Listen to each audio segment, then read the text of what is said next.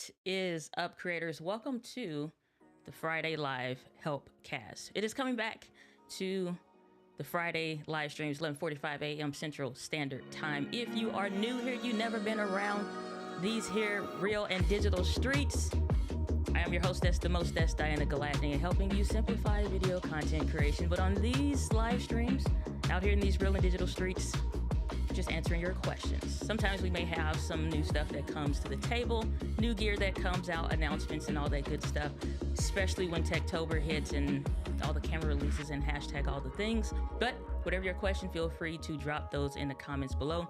In case the chat gets busy, you can put a Q and a colon, and that'll make it easier for me to search and get to you. But if you were a part of the previous Friday Live Helpcast, then you know it still takes me a while to get to all the comments. But, you know, whether you're here live or on the replay, thanks for being here to see who we got in his house. Richard, good to see you, brother. Glad that you are here. Good to see you. Tatiana, good to see you. Glad that you are here. Raven Talk with Yolanda. Good to see you. Good afternoon. Good to see you. Glad that you are here. And already the drama has begun. Ladies and gentlemen, if you do not know that this is a white chocolate only stream, white chocolate only household, white chocolate only company, okay? This right here, but you know what? JFK Productions, it's still good to see you nonetheless. How have I been? I've been doing great. Actually been doing way better than previously where, like you all know, if you've been around for a while, have had challenges with stage 4 endometriosis, but that has only gotten better in these, since, October of last year. And what I did was I swapped from eating just whatever to, it's like part keto, part paleo. And so it's kind of like a mix between the two. I can't do dairy anyway, so some stuff is just out, but just much, much cleaner eating. And what do you know? Inflammation went down, pain levels went down. I still have days where it's kind of like, you know what I mean? But way, way, way better days. Energy is up. And so we got so many great things planned for the channel. Y'all have no idea. So I'm really, really pumped and excited. If y'all seen even the last couple videos, we getting out in these real and digital streets. We are on the move. Still get the Whitney Houston lip sweat. Can't be held responsible for that though. So what's going on? Beating with Nicole. Good to see you. Glad that you are here. Saying your locks look like they've been growing. Hey, you know what? Let me tell you something about the whole natural hair gang. Number one, I love my hair. It is like by far the best authentic me decision, especially since the last time like I had a relaxer right before I cut my hair off. You talking about the whole head was burned, whole scalp, everything. And so I'm like, why do I keep doing this? I'm like, I've been at the time wanting locks since like 2016. And I'm like, I'm not trying to be out here in these corporate world things. So it was so funny. Not everybody knows this, but it was so funny. It was, it wound up being February 1st, 2019. And I just showed up to work. It was cold. It's still in here in St. Louis. It's cold. So I took my beanie off. No hair. I had a fade. Everybody's like, are you going through something? Do we need to call HR? Are you about to go post it? I'm like, oh no. I messed with some people. I was like, because it's Black History Month. You know what I'm saying? I'm out here. And they're like, oh, all right. I'm like, no, I'm just kidding. But yeah, I love it. Only thing is, nobody tells you how freaking heavy your hair is when you have to wash it and stuff. Good Lord, neck strength is needed out here in these real and digital streets. I'm telling you. Tatiana, teacher saying, glad you're feeling better. Yeah, I'm getting my life back, man, for real. If you haven't tried it, and I get it, everybody loves pizza. You know, I love peach cobbler. What else? You know, you got this stuff like fried chicken, fried catfish fillets is my jam. But I mean, my thing is feel better, still be full, satiated, and you just learn to cook differently, or you're, you know, buying different types of foods or whatever. Don't get sick anymore. Have my full days to myself and can live.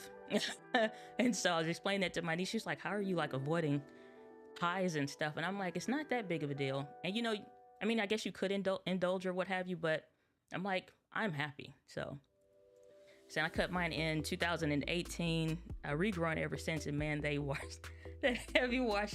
Listen, you girl locks. That's all I'm saying. Just be ready. Be doing some chin ups or something. Do some chin ups or something. I got a question.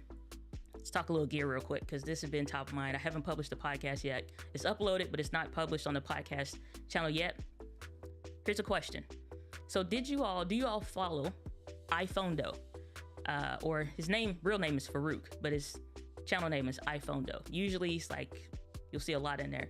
Have y'all been seeing the hashtag drama llama of what's going on with Insta360? Because my Lord, is it a mess? And if you don't know, if you're getting into the creator space, you want to receive free things, you want to receive like brand deals, if that is your jam, if that's your goal, I highly encourage you to watch his last video on his channel about the whole brand deal situation with him. It's nothing to really give away per se, because you're seeing more people pop up, but you're also seeing some people not pop up, which calls to question, I guess, honesty, trust, and some other stuff. Because if you don't know, the FTC requires us to say, if you're getting paid for something, did I receive this for free? Am I being paid in response for like the video or whatever you're saying? And it is more details to that, so definitely check out, look into the nerdy stuff of the FTC. And they were like, hey, do you mind if, getting a little musical Tourette's, like Doc's like, would you mind? Would you mind if don't say anything about us having a brand deal situation like this? Don't worry about all that. Say it less, or would you be fine skipping over it? And he was like, that's pretty crummy and nasty feeling. He's like, yeah, no, not breaking the law for that. And then it just became seems more aggressive, I guess, and other creators having the same issues. But again, I'd say pay attention. Who do we usually watch? Who do we usually engage with or whatever? Who's still putting stuff out? Who ain't said nothing yet? And then who is? That's all I'm saying. It's getting real Sketch McGee out here in these real and digital streets. All I am saying. Tatiana saying, I feel you know dairy, wheat, or soy for me. So dairy, I love dairy. It doesn't love me. Number two, wheat, it's I'm okay with, but I'm trying to do, I guess, more seeds instead of grains per se. But it's very low. So noodles, for example, like penne noodles or something like that. I may use chickpea noodles instead of that, and it's just a slightly different texture. But so I feel you on that. Plant-based for you, okay, I feel you. I still am I'm animal based, but definitely heavy on the plant stuff. But I feel you. Saying question. Been using the ZV-E10 for a while. Do lenses drain the battery when powered off? I'm almost certain it does. No, I've never experienced that on the ZV-E10 or any of my Sony cameras. So I will say it depends on the camera or the adapter or whatever. Case in point, if you all remember, it's back here, but it's blurred, but it's that big little circle right above my fingertip. That is the Viltrox Canon M50 adapter. So you could put lenses on and pretty much have it kind of be close to full frame. That thing would drain, whatever the first versions of that was, it would drain, whether the camera was on or off, it would drain the battery life. I have never experienced that, and I use the ZV-10 since day one, sitting right here. So I've never experienced that. Third-party lenses or whatever, so I would say it's up to the lens that you're using, and I would check if you have any lenses that have the USB-C port on there. Then check and see if there's an update or a bug or something like that, because usually that's what it is, and you need to do a firmware update. I don't update my cameras that often, if ever. The lenses a little bit more so if it is something going on with it, or the autofocus. So JFK, I would say check in on that. What kind of lenses are you using? So I bought an Insta360 Link and got screwed over. Never buying them again. It's bad news bears, man. Sorry to hear that. So I just moved to the big city last week and have a whole New thing to explore. Do you have any advice on urban street shooting subjects for this former photo booth owner? Get comfortable, because I have experimented and played around with this, and I like to do different stuff when traveling. Some stuff never makes it to the channel because it's not my jam for real. But what I will say is get comfortable with your autofocus modes that you would kind of default to. In that kind of a situation, what I think would be probably best is like either zone autofocus or spot autofocus, because you can still do tracking or something like that if you're tracking a subject or somebody walking across the street or whatever. But that way, whatever you literally point that box on or that area, you know that that's going to be in focus, specifically because you have people moving in life, like they're doing their own thing, and you're trying to capture literally a moment of them doing that. And so I would say do that and start noticing like what settings do you default to more over others, because your in-studio settings is not going to be what your settings are on the street, guaranteed. And so based on that, save a preset for when you're in studio or doing content creation elsewhere or in some other environment. So maybe save one for your home office. Like, you got certain lights, there's certain temperature, blah, blah, blah. Then go outside and experiment, not on the day you need to get a shoot or you want to print something in 7 days or whatever. No, like just random. Take your camera everywhere and start experimenting, at least for like 30 days, honestly. Every day for 30 days. I do this with every new camera that I have. Take it everywhere for 30 days, nonstop. See what settings you start defaulting to, and then just start reassigning buttons, and then start reassigning like quick function menus and stuff like that. Another good example is when I had the A7 IV and I was at my nephew's graduation.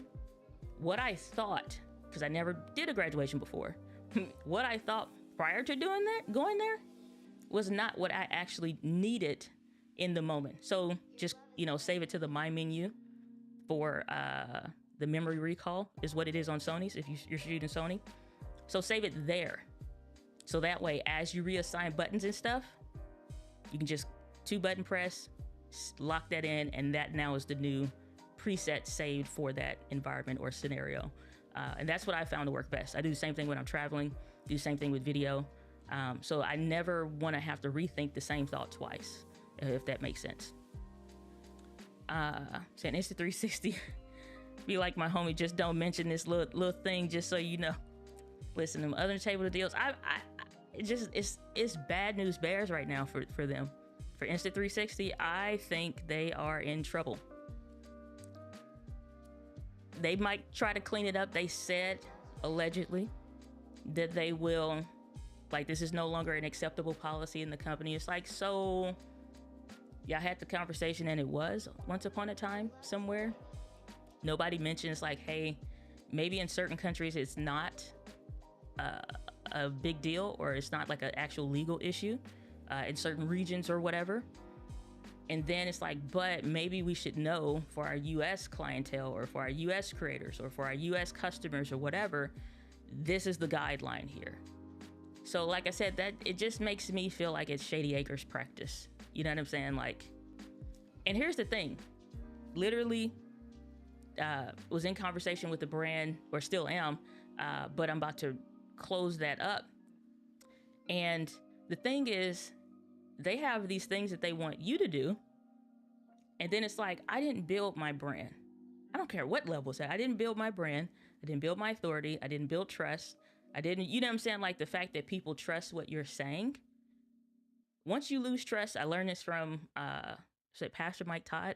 He said, trust is lost in buckets and earned back in drops. Trust is lost in buckets and earned back in drops. When you lose trust, all of it goes. Everything goes.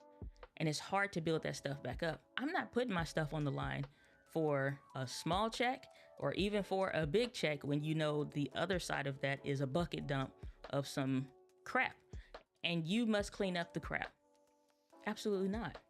You know what I'm saying? Like, so, I don't know. Maybe because they feel, and I'm not saying this specifically about, Insta. I'm just saying some brands particularly, or potentially, maybe they feel like, to an extent, creators are dismissible or disposable because there's so many. it's like, oh, it don't matter. We can get another one that's at such and such level, or we can get another one that, you know what I'm saying? So it just, like I said, it made me think about a lot of stuff I had never previously considered, because you assume a certain level of respect, mutual respect, if nothing else, between, two parties at a time. But it's just, like I said, Shady Acres business. What is going on, Simply Obs? Good to see you. Glad that you are here, out here in these real and digital streets. Question: when using Ecamm Live with the Sony ZV-E10, is the Camlink 4K capture card needed since the camera allows for 4K streaming? Two-part question, or two-part answer. Is it necessary? No. Is there still a benefit to using it? Yes. A couple things, three things specifically. Number one, Ecamm in itself already has it built in that even if your camera couldn't, we've done enough extensive testing, because I tested a lot of cameras as well. This is years ago, before, thank goodness, this is going back to like 2018, testing different cameras to see how we could get the USB and stuff to work. So Ecamm was the first to do that. So you wouldn't need a capture card. You wouldn't need even your manufacturer's software in order for that to work. So you don't need it with Ecamm. Number two, your camera already has the USB streaming in it itself.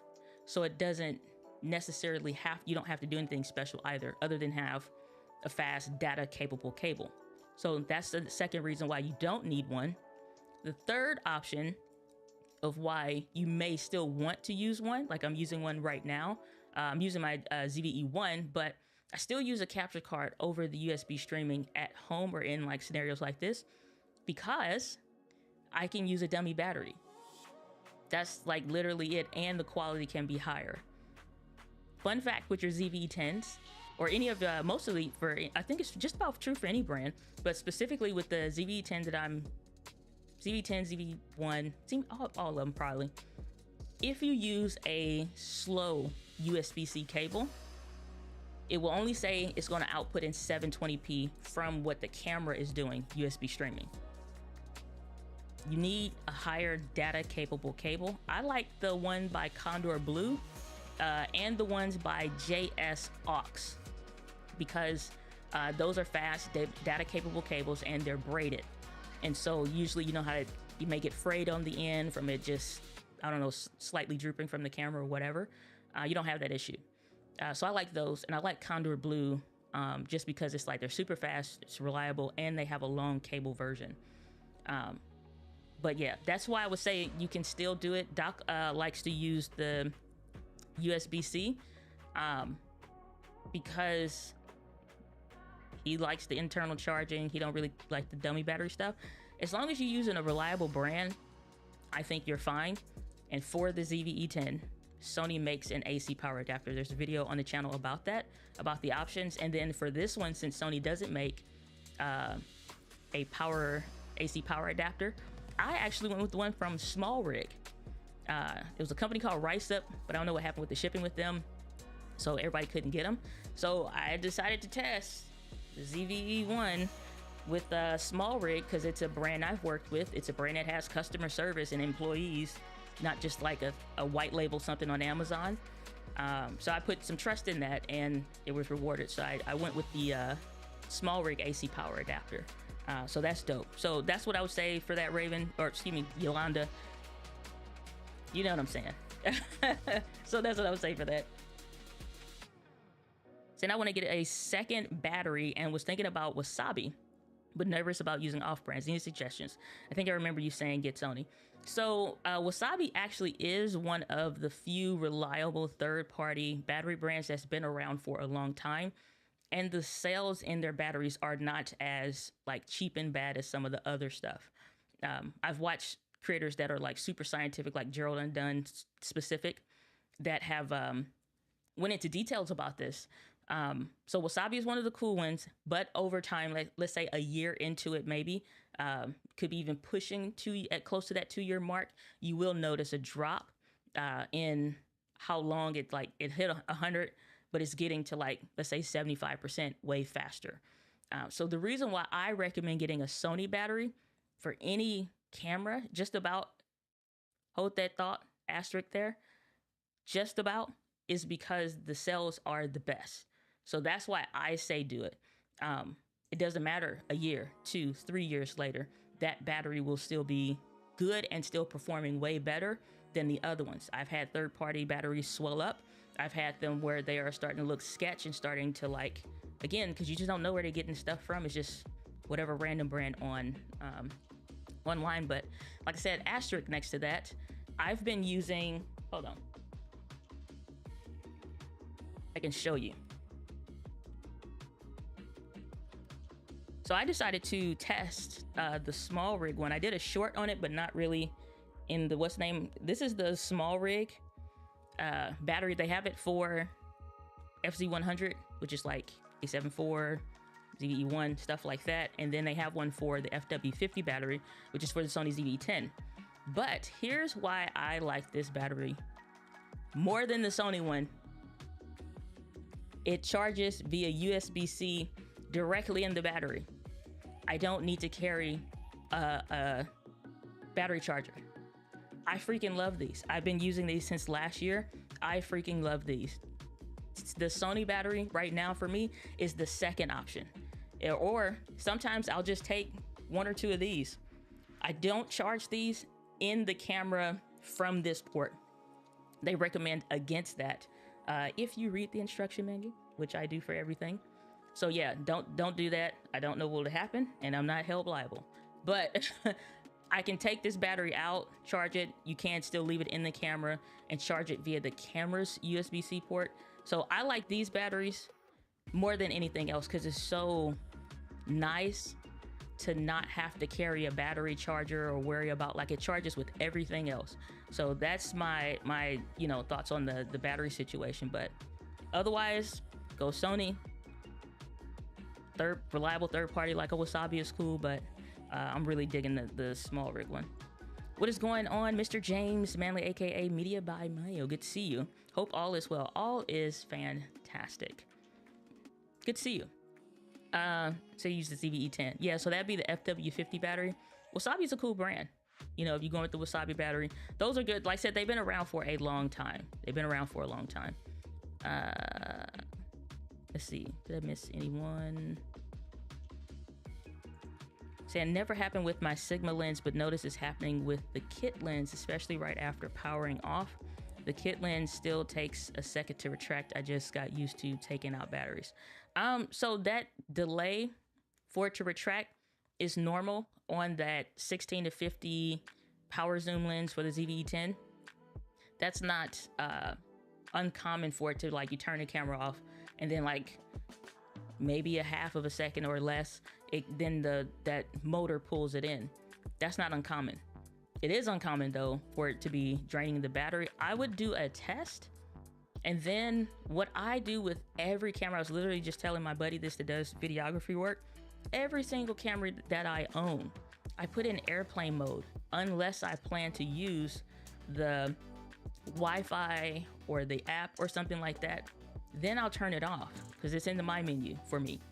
But otherwise, that's just like you have your Wi-Fi and everything else going out. So if you're trying to just condense or save rather, the lifespan for your battery in like per use, turn on airplane mode. You will see quite a bit of a change. It's not going to like get you an extra, 4 hours or something, but you'll notice that it drains less.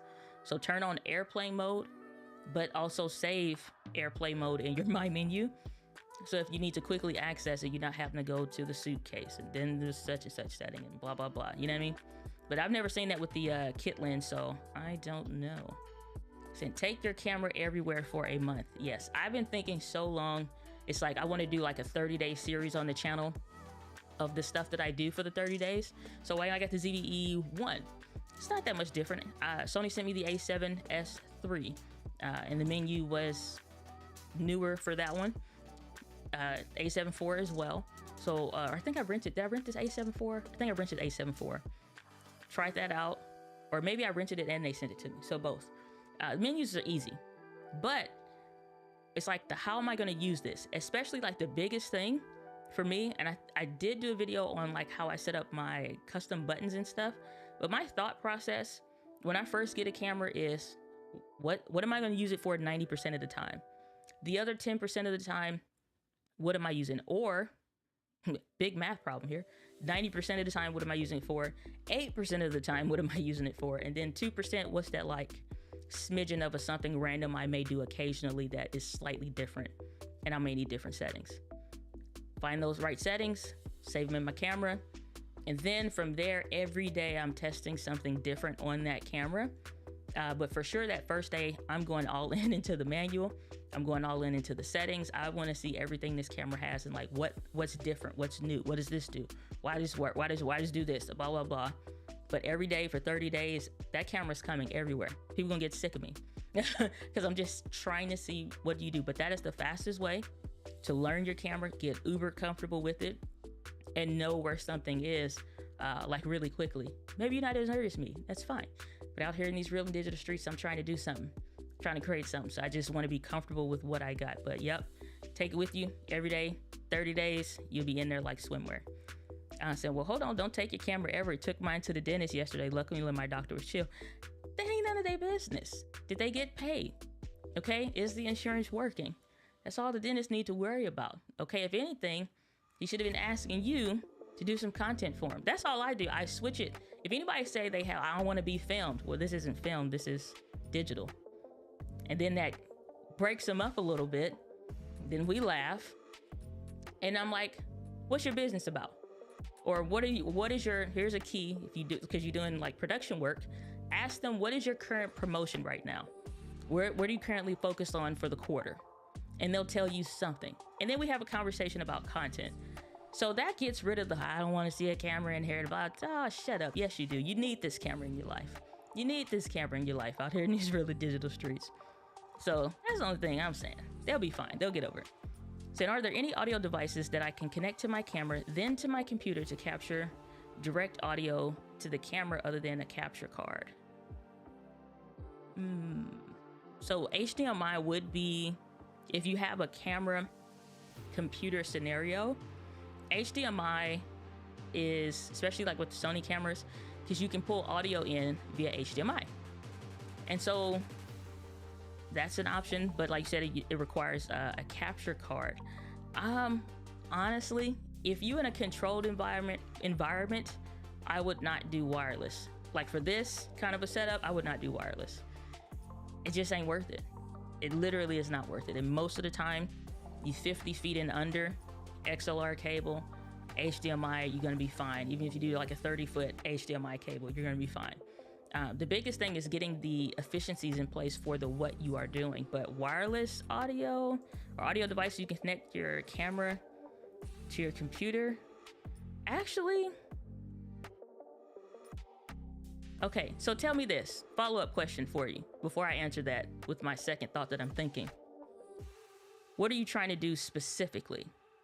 What are you trying to do specifically? And then that'll let me know if my thought process back of that is correcto. Saying Friday Live Helpcast is best. Yes. Saying break out the white sea. That's what I'm talking about. That's what I'm talking about. KY Comedy. Appreciate you. Saying although the camera USB streaming is limited 720, it's not. That's the thing. Well, on the ZV-10 it is. I forgot. But here's the thing. If you do HDMI, you don't have to worry about 720p. So just if you need higher quality, then do what's required for the higher quality. HDMI. For me, it's like a non-issue. It's just always set up. So for me, what I did was just like, where's the camera gonna be at? Has a dedicated capture card specifically for that. And that is it. Like that stuff never becomes undone. It just stays there all the time. If you have anything else that you need to do, secondary cables or a second capture card is ideal in that situation. And just, you know what I'm saying? It's like, it's a always setup. Set it and forget it. But yeah, USB, I don't find that it looks great. There's a slight delay. You can deal with an eCam, but it's like you're set up to a computer anyway. You have wires running somewhere anyway. Some got to be plugged up anyway.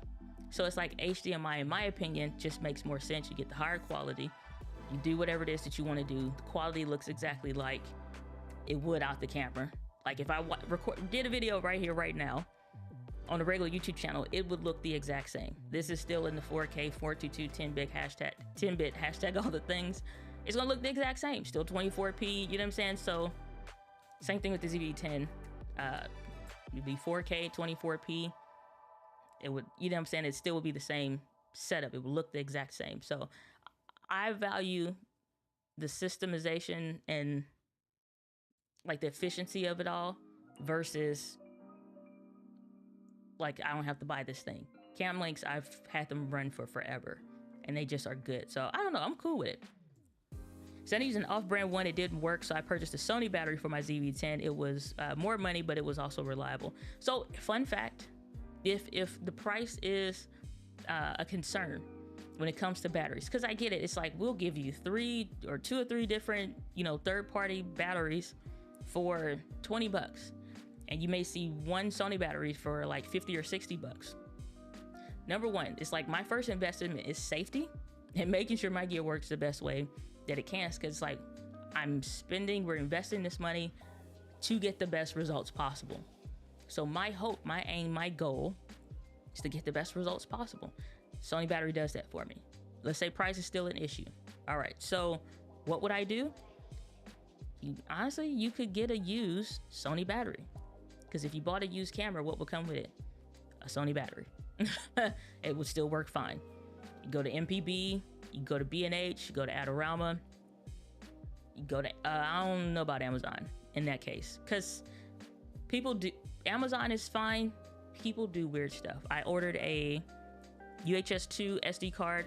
As you all know, those are expensive. So I ordered and got one.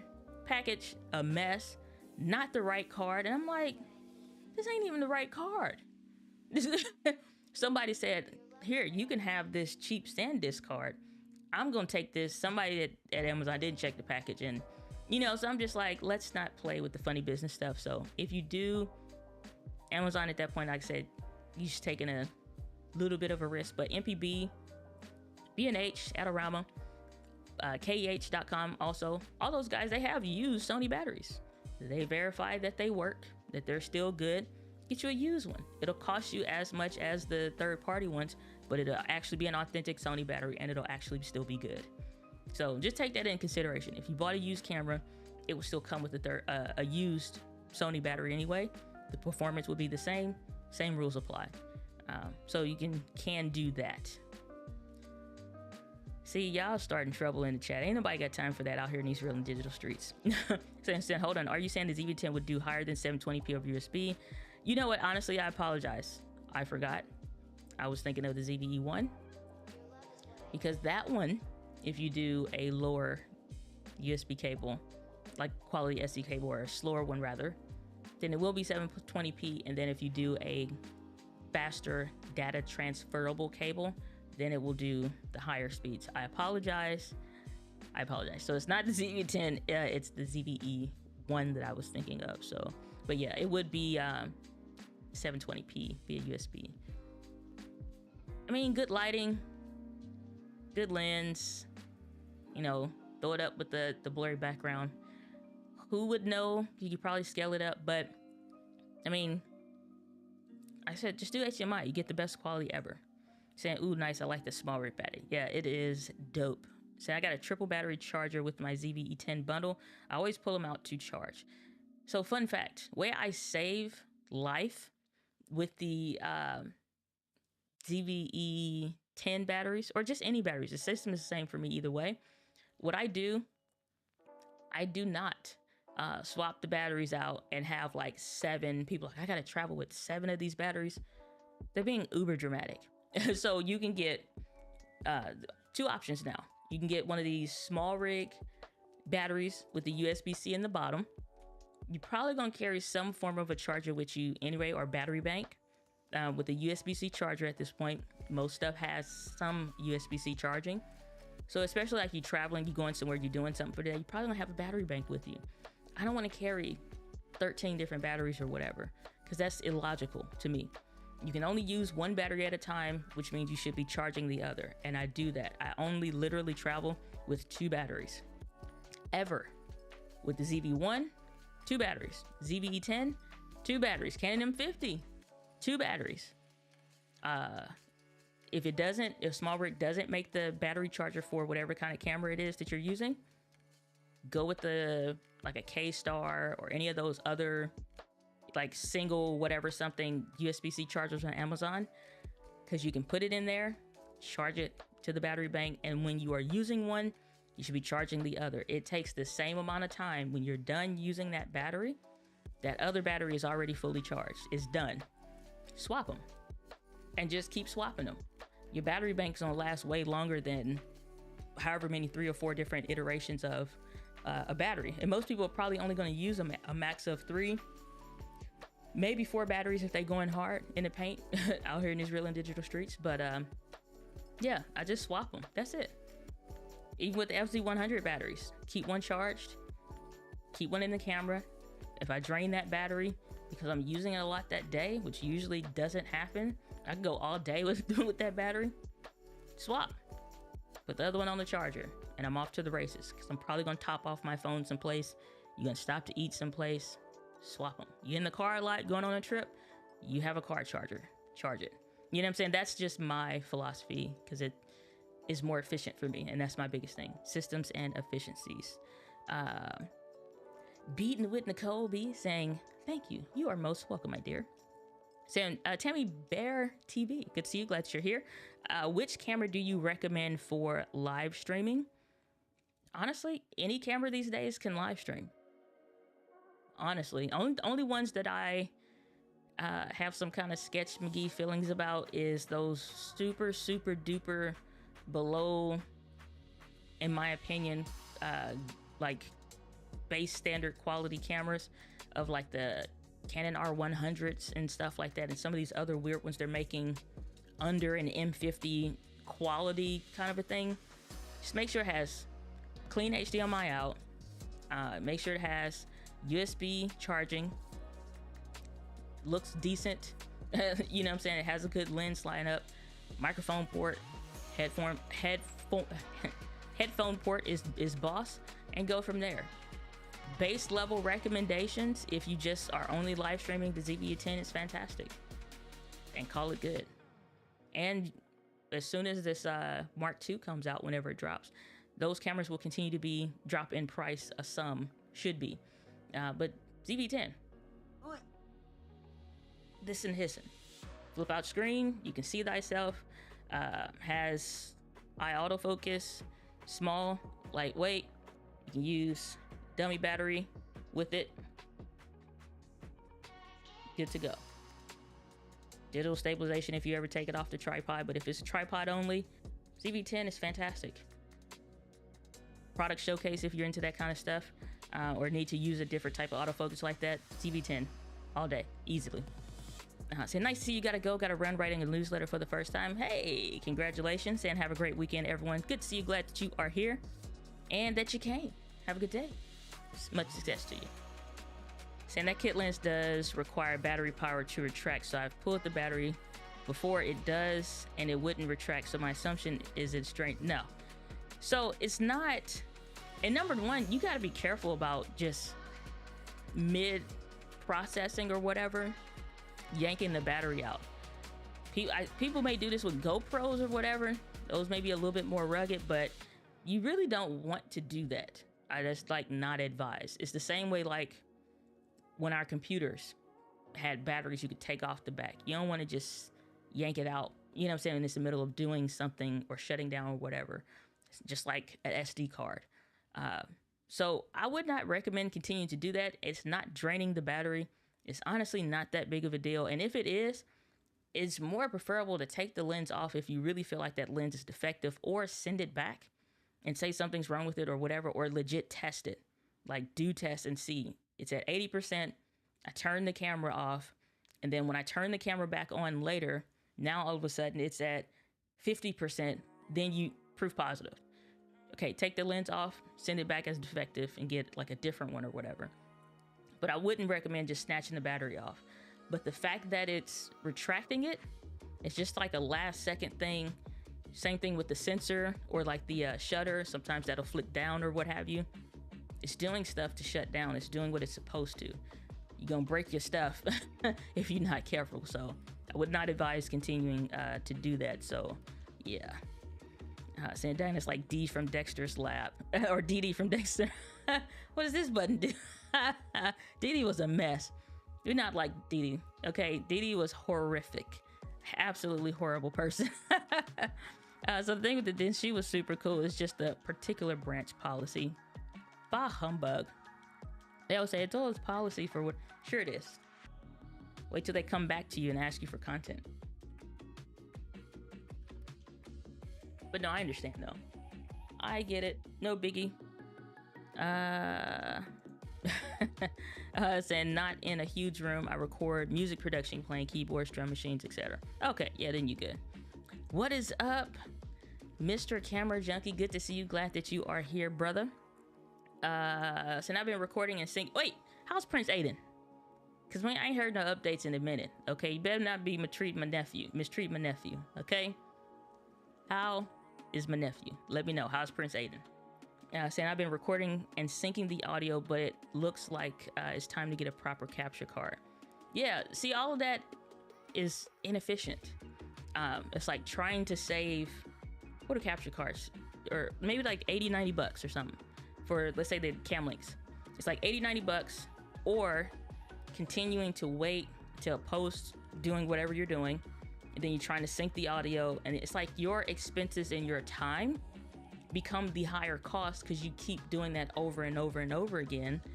Or you trying to do this with the coloration and the quality, like, no. And if you're using Ecamm, which we are right now, if you're using Ecamm, it has a mic delay. Like here, I will show you. So,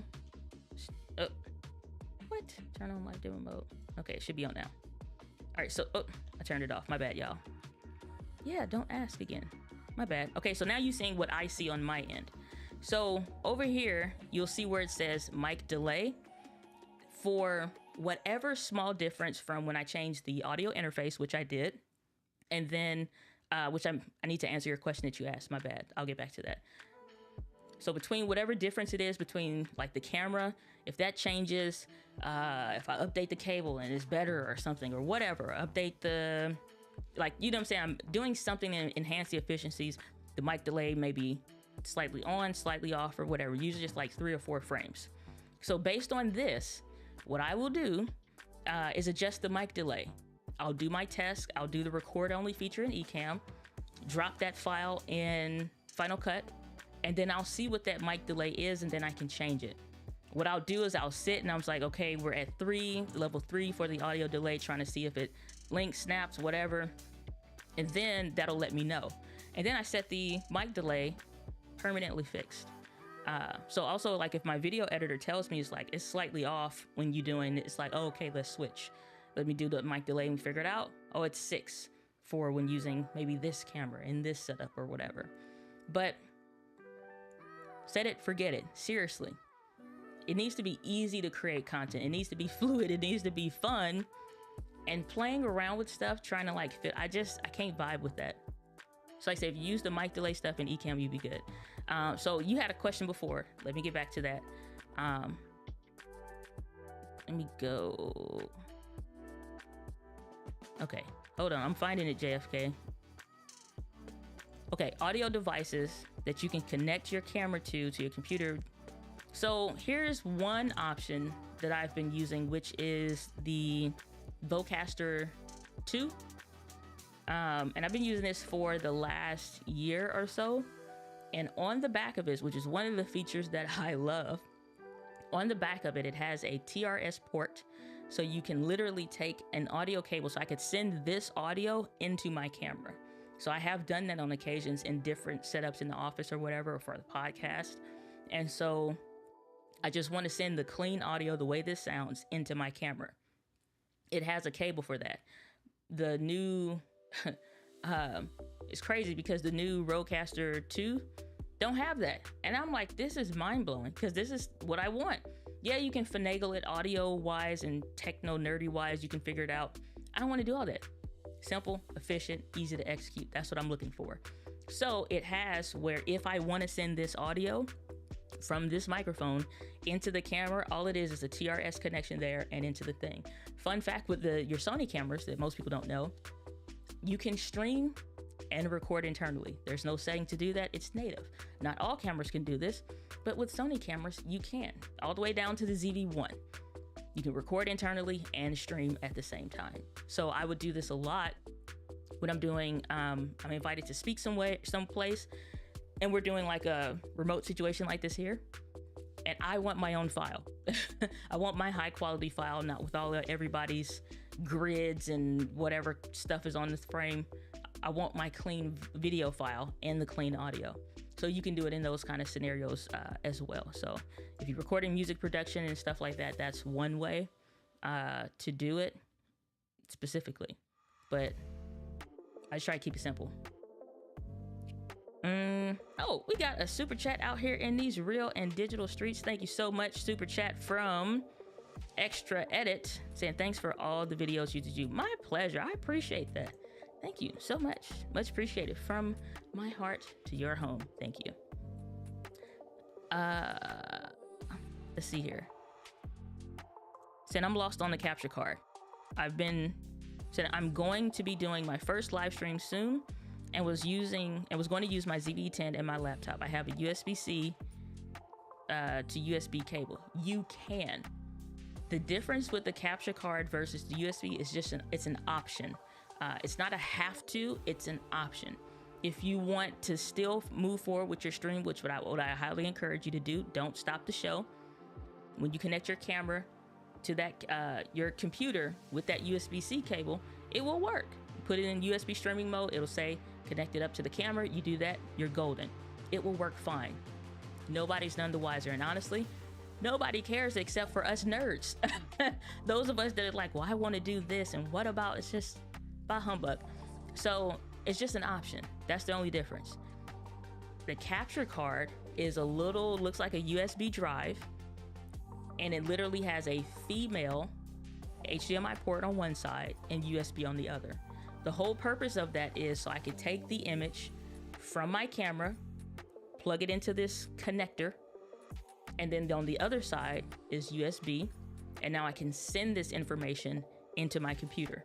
That's what I'm doing right now. So the same way that you can see me on the camera, like from my camera, is how I'm connecting it. Could I connect via USB? Yes. It's just a preference because I don't want to use the USB-C option because I want to keep a dummy battery connected in my live streaming setup. It's like I said, so it is an option, it's a preference. It's no right or wrong, it's just a preference. So that's the only thing. Saying the small Niger capacity than the default ZV-10 battery are touch and go for me. So I don't, or is the small Niger battery? I don't know what you mean by that exactly. Or did you mean small rig? and the what's the name it got you? The autocorrect got you? Said so let's say it's small rig. Is the small rig capacity? Then I've not really noticed the difference.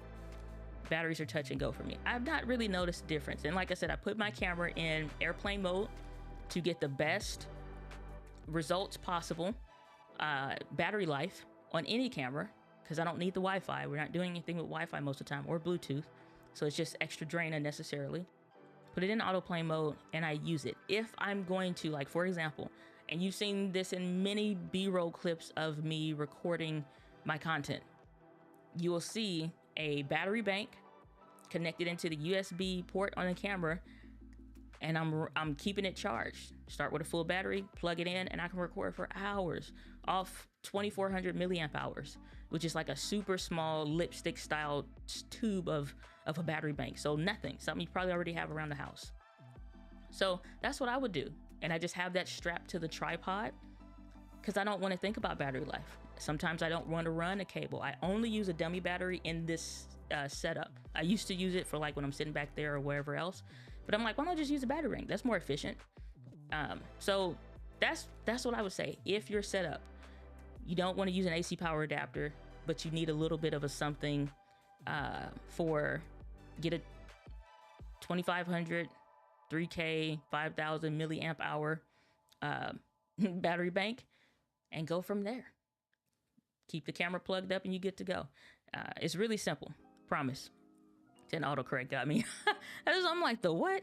I'm like, the Niger River? What? So yeah, I stopped eating the battery like the first month. Didn't want it to have love. Yeah, it's like some stuff, just be easy. It's just K1. Good to see you. Glad that you are here. Saying happy Friday. Everyone stumbled across this great info. You are very welcome. Glad to be of service. If you have a question about cameras, content, or whatever, feel free to ask. Syncing audio has been super easy. I simply play a metronome for my music software in Premiere Pro's one button sync done. Here's the thing though.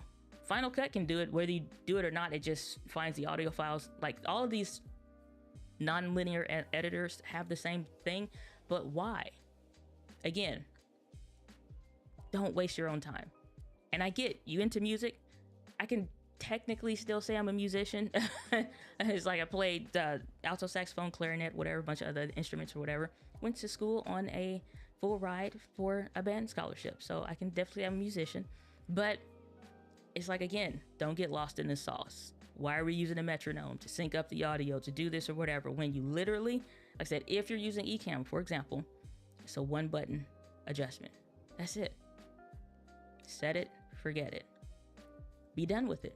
How much time? Let's call it a year. You're like, oh, it don't take that long. That's great. Add a month, add a quarter, add a year's worth of time. How much of your own time are you wasting over time? Those micro inefficiencies add up. It's just not worth it. In my opinion, it's just not worth it. It's adding more to the workflow unnecessarily. The workflow don't work if you got to do too much work. Workflows don't work if you have to do too much work. That's all I'm saying. Mr. Cameron saying Prince Aiden has been bossing his servant. He's doing great. Had a growth spurt and is taller than the last time you seen him. Give Prince Aiden a big hug for me. Missed that kid. Saying may the force be with you and Prince Aiden. Luis Vega, did you say Mo or GoCaster? V-O, Vocaster is actually what that's called. Let us go to the Amazons and I shall show you. Meant to do a video on it a long time ago, but mind your business as to why I haven't, because I'm busy out here in these digital streets. Let me pull this up real quick. But I do have a video coming around it, just not at the moment. So let's go Vocaster. It's two versions. And it's I like the Vocaster because it just makes sense. And these were on sale recently, and dopesauce.com is exactly what they are. Let me see real quick before I pull this up on Ecamm, make sure, because it's been a minute. Okay, we're good. Publish. So this is the Vocaster. It's this and hissin right here. And so they're uber cheap. And what you'll notice, I like the 2 because it has the 2 XLR ports. So hashtag that's why it's called that. But if you, do they have trying to see, we may need to go to B&H, but back here in the back of the thing, I don't know if they're going to show it. Nah. But back here, it's a little plug in the back of the thing where you can plug it into your camera. But this thing is amazing. Only thing that I wish that it had was the noise isolation. But what I've decided to do is just use Krisp.ai, and that works amazingly well. Like, it was a big jet went over. Y'all didn't hear nothing. I've tested it with all kinds of stuff. And I promise you, oh, my bad, that was my schedule. I'm like, wait, what's that? All right, we're good. But I promise you heard nothing. Heard nothing. Krisp is dope. And so Krisp worked better than anything else. And so I use that. But other than that, it's like, but it honestly was better than Krisp in English. Krisp performs better than the noise reduction and stuff in the Rodecaster Pro and the Rodecaster Pro 2 or anything else. Better than anything I have ever tried. Anything. It's insane. I've had, like, in the wintertime when I would be doing videos here for the channel and stuff, space heater on, on my toes, trying to keep warm. Can't hear nothing. Can't hear a peep. Air conditioner's on because I'm not finna be hot out here in these real indigenous streets. Can't hear a peep. Plane goes over. Can't hear a peep. So, like I said, systems and efficiencies, man, saves lives out here. That's all I'm saying. But yeah, Bowcaster. Saying my new Sony won't display the charge amount of the non-Sony batteries FX30. Don't know. I don't have that extensive use with the FX30, honestly, to say the why or why not. I have to see. I have to test my camera. Well, the ZVE1 is up here, but I have to test it and see. But I mostly only have Sony cameras. The only ones that are third-party batteries that I have for the FZ100 style batteries, which will be your FX30, and congrats on that, by the way. And I'm pretty sure that's a huge purchase for you. Like as far as like having hashtag all the things, it's fun. Does the battery percentage show up? I think it does. I don't ever remember there being an issue. Like I don't. What do you see? Tell me, Louise. Let me know. What do you see when you do that? JHB, so glad that you are back. Hope all is well. Everything is fantastic. I'm glad to be here. Glad to be here. Saying remember to hit the like button. Thank you so much. Appreciate that. Yeah, if you're enjoying the stream, getting value out of what you heard, if you got questions and you've been hiding out in the chat, feel free to drop it down below because we're going to get ready to wrap this thing up very shortly because you know why I'm getting close to the end of the comments. And so y'all know how I go. Once I hit the end, it is what it is. But yeah, let me know what do you see on your camera, Luis, on the FX30 non-Sony battery. Let me know what you see because that's an interesting predicament. I have not experienced that. All right, why you're sharing vlogs, ZV10 or you're using now for the live stream. Actually, this particular one is the ZVE1, but the settings for the most part are identical to the ZVE10, just slight difference. But if you look back in some further streams, you'll see the ZVE10. So, but yeah, I'm usually using that most of the time, or I was, and now I'm just like using the ZVE1 the last year. So yeah, but yeah, this one's ZVE1. Said there's no flow if it all, yeah. The workflow don't work if you got to do too much work. The workflows do not work if you're doing too much work. That's all I'm saying. It needs to be a flow, a process. Systems out here saying I do that because I don't want to pay $1,000 for a cam link in Jamaica. Because here's the thing, my brother. I hear you. Every time I say something about some gear, you be like the customs. I hear you. Try used. Try a marketplace option in your region. I don't know how you may feel about stuff like Swapper or Mercari or how that works or whatever. And then too, like I watch a lot of videographers that are like vloggers and stuff. And it's not like Casey Neistat style vlog. These are very raw and I love them just the way they are. And so you get to see a lot of things that you otherwise don't get to see at a different level. And so, and especially like news broadcasters that are doing like the video side of stuff. What you can do, and I would do some of this when I did videography work, but there's some points that I'm about to share with you now that I didn't know that I hope this helps you. If you have where you need to rent something and you want to make sure that it makes sense for what you are doing for the project, or it makes sense for a purchase, include it in the package for whatever it is, even if it's video, not video production, but audio production. If some element of that is still a camera or the cam link or whatever, you bake in either the customs charge to offset that, or you bake in the cost of maybe the rental or the purchase price of the item that's necessary in order for you to produce that particular deal. So that way you're not having to worry about, I got to come out of pocket to make this work. No, when you're booking the client, you send them the invoice or they're asking or the whatever, they want a package. So included in that item is the cam link, either offset for the thing or the whatever is for the shipping, whatever expenses. Maybe you're paying a portion of it up front for the actual device, but the other part should be included in the contract. And I was like, makes 100% sense. So I would do a portion of that. I have some parts of that when I was doing like videography work and stuff like that, but I'm like, it makes so much more sense. And for like the rental fee, if you need it, like let's say you got 97% of the gear, other 3% needs to be or so let's say the other 3% of that needs to be a rental. That gets included in the invoice, not the after, before, so you can get it. So I would even add in stuff like travel and stuff like that when I was doing videography work, so it made sense and so I could still have a profit on the other end of it. But for me, I was still thinking like employee mindset to a point, because I hadn't long since quit my job at that time. And so I would just buy it and I'm like, I'll make that money on the back end, which I did. But it makes sense to front load it if you know you need it, whether that's the rental or whether that's the purchase. And for your instance, if that needs to be for the customs, and be done with it.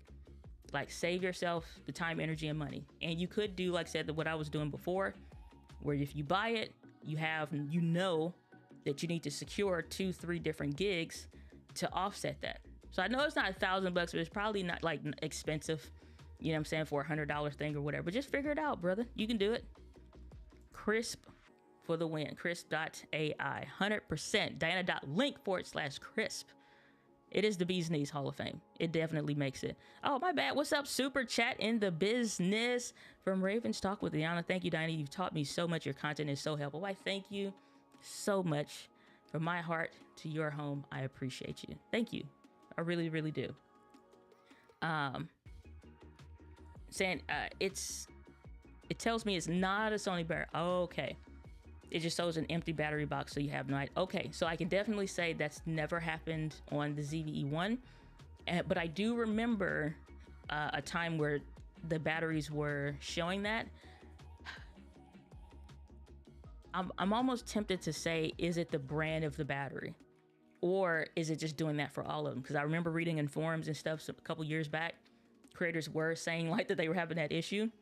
So I hate that that's happening for you. I wish I had like some different ones, but like, okay, let's try this one and see. Because sometimes it's like a chip or something. I'm saying that incorrectly technologically. It's chip for lack of a better word. Some kind of chip, data, something to say, this is a real Sony battery, this is a random brand in their mind. Because it's not safe. Because at the time, too many people's cameras were breaking because of a bad battery by a third party. Legally get them on Amazon, everywhere else, right? But cameras were being broken. So if the FX30 has that, could be a precaution or whatever, but I've definitely not had that. Now you say, I'm like, yeah, that's never popped up on the ZV1. It's never popped up on the ZV10. So I don't have an FX30 to test that, unfortunately. But I don't know. Only thing I could say is, like I said, get a used third-party Sony battery. So that way you offset the cost if that's the concern. You offset the cost, you still get the good sales, still save on the price, you get the best of both worlds. So that's the only thing I would say. Maybe send those batteries back. Get some used Sony batteries if you want to offset the cost of whatever it is for the full joints. Or like I said, I was saying earlier to JFK, offset that expense into the next shoot or the next gig.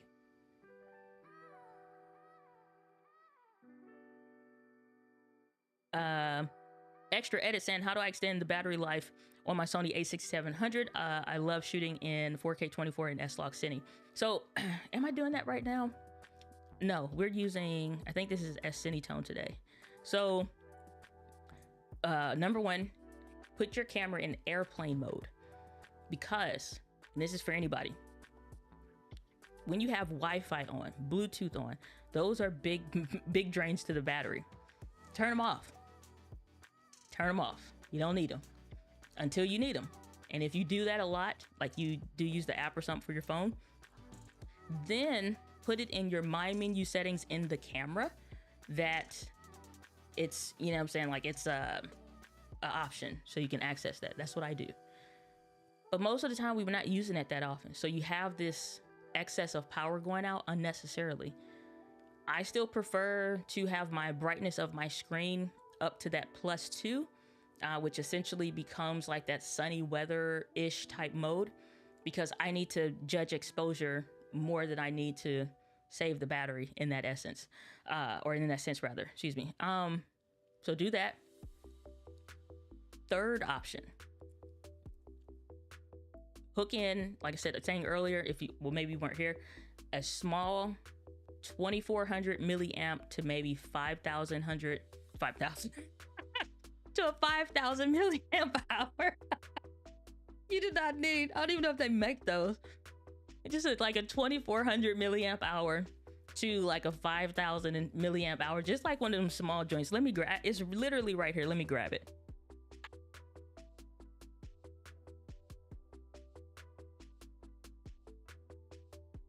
Just 500,000.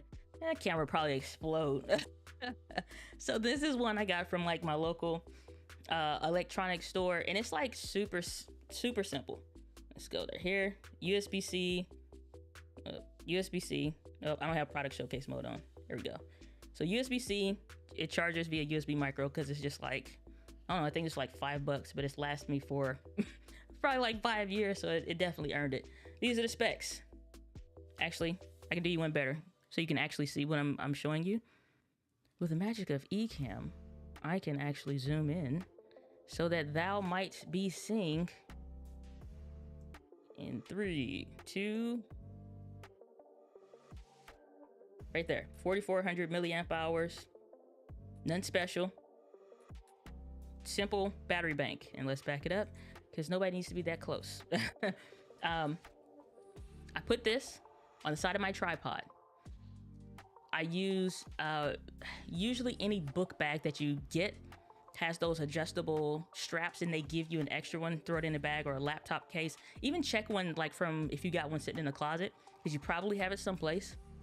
Or Velcro, in English, a Velcro strip. You can put one on one side, put one on the tripod, and good to go. But what I do, I just keep a strap on from my book bag on there so I can put this on the tripod. So I plug this into the camera, especially for when I'm using the ZV-E10, because I want to extend the battery life.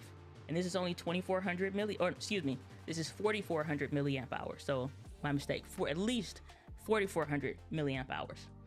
This lasts 4 hours. It's not a lot when you're charging your phone multiple times or, you know, something else, but a camera battery is easily gonna last you hours. When I've been at events, I'll have the camera, for example, ZV-10, way less battery capacity, running for like 4 hours. Then I'll go swap the battery, put in a new fresh one, and go from there. Start with your battery at 100% in the camera. Start with your battery charger or battery bank at 100%. You will max just insane amounts of time. You want to run all day, like let's say you got 10, 12-hour days, then that's when you want to get like a 10,000 milliamp hour battery bank, and they're still like super small. So take that route if you wanted to like extend and max like your battery life. It don't take much. ZV-10 review. You know what? I don't have one on the channel. Why? I don't have a good answer for it. There's really no answer. I guess I could, because it's been 2 years, so I could do like a long-term review. I love this camera. I'm not even kidding.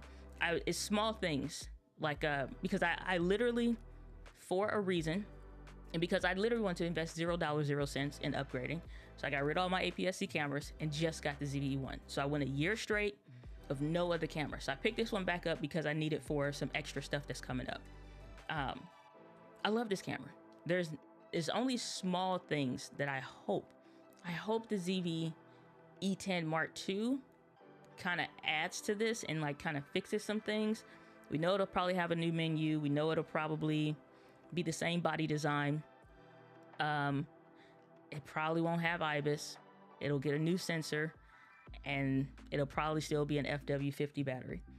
But otherwise, it's like I said, all those small things that I talked about that I do on that camera, I still do a lot of it still on this camera, the ZV-E1. Fantastic. Like, it's so dope. It's so versatile. Way better than the A6400. Better, in my opinion, than the A6600. But if you want somewhat of a review from me, I would check out the Why I Sold My A6600 and got the ZVE10 for the ZVE10 video. That explains a lot of it. Yep, same thing. Yep, same thing. Oh, another option for you, which is another reason why I like the Condor Blue cables.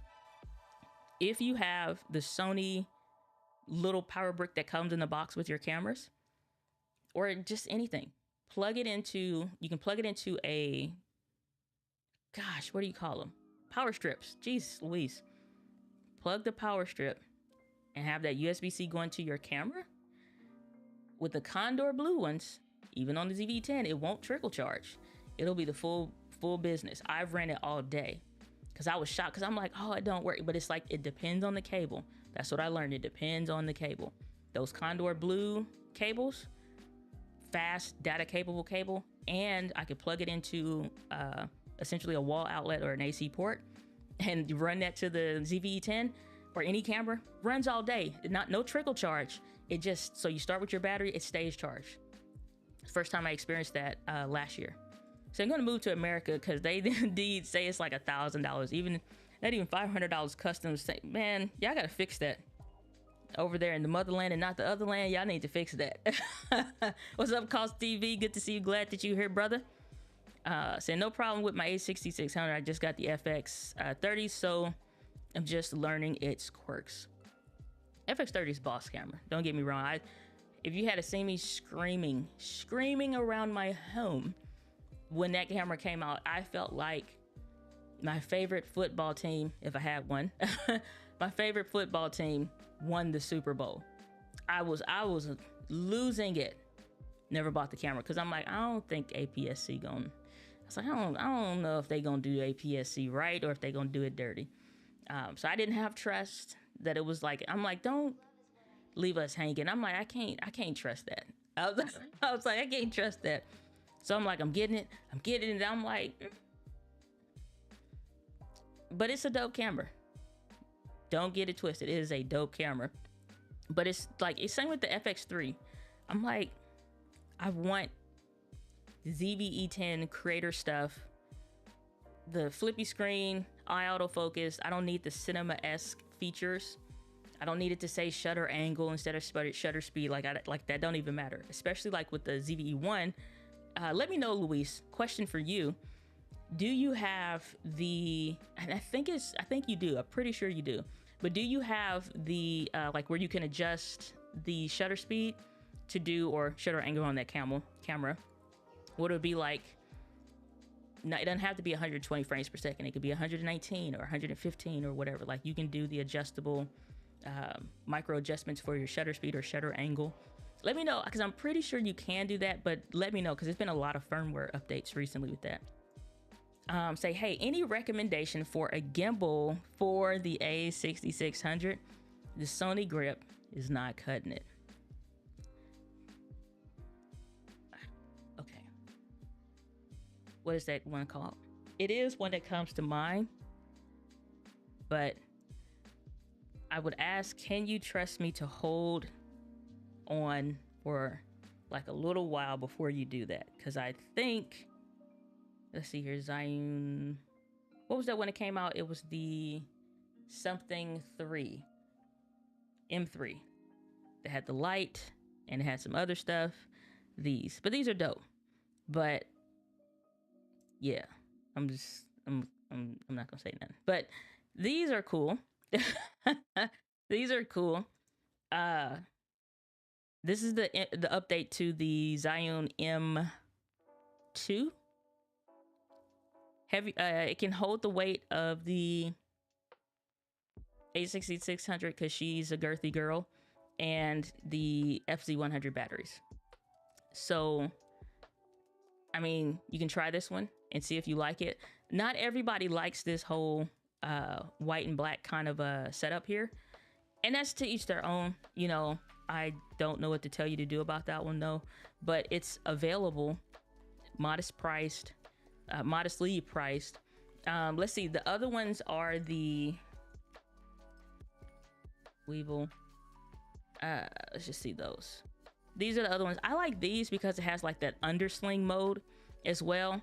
and it also has that heavier capacity. It's just a matter of what do you feel like carrying, right? So what do you feel like carrying? What would you actually take?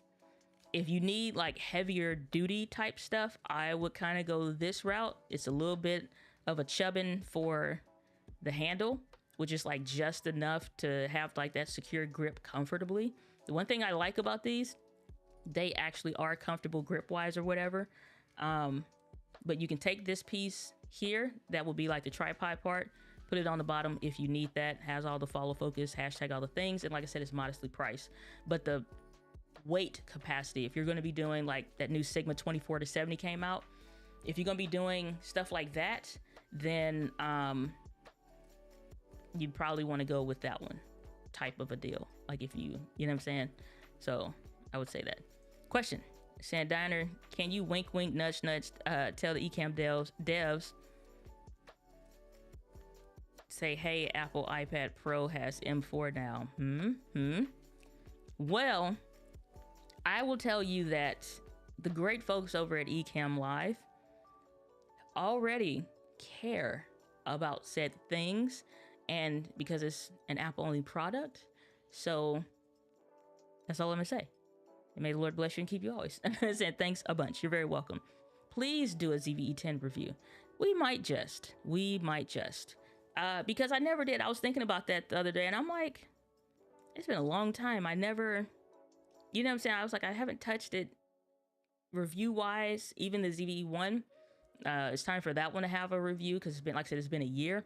My thing with it, though, I don't rush to do those reviews 30 days, 60 days, 90 days into using it. Because honestly, I'm gonna be real honest with y'all. Just like super transparent, if I may, which I can because it's my channel.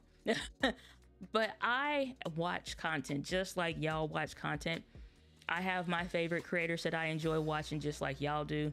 Like I'm in it to win it. You know what I'm saying? But when I see these reviews that come out 30 days later, 60 days later, 2 days after the camera came out, is some stuff that don't ever get talked about that I think, for as much of an investment it is for like some of this stuff to cost. We've been talking about the FX30, ZVE10, like this, it costs some money. You know what I'm saying? It's quite an investment. It's some stuff that don't get talked about. Oh, it's a such and such megapixel sensor. It has this kind of a battery. You can expect this kind of battery life. It can do this. It has a microphone, headphone. Ain't nobody asked you to read the spec sheet. Tell me what it's like from a creative perspective of you actually using it and you actually being reliant on if that was your gear. That's what I want to see. So I appreciate that y'all saying y'all want to see the ZVE 10 review. So I'll put that higher up on the list, because like I said, when it's me and I'm watching it, I don't want to see an audible regurgitation of a spec sheet. Show me what it really looks like to actually use that piece of a gear, whatever it is, in normal everyday scenarios, because you're actually using it.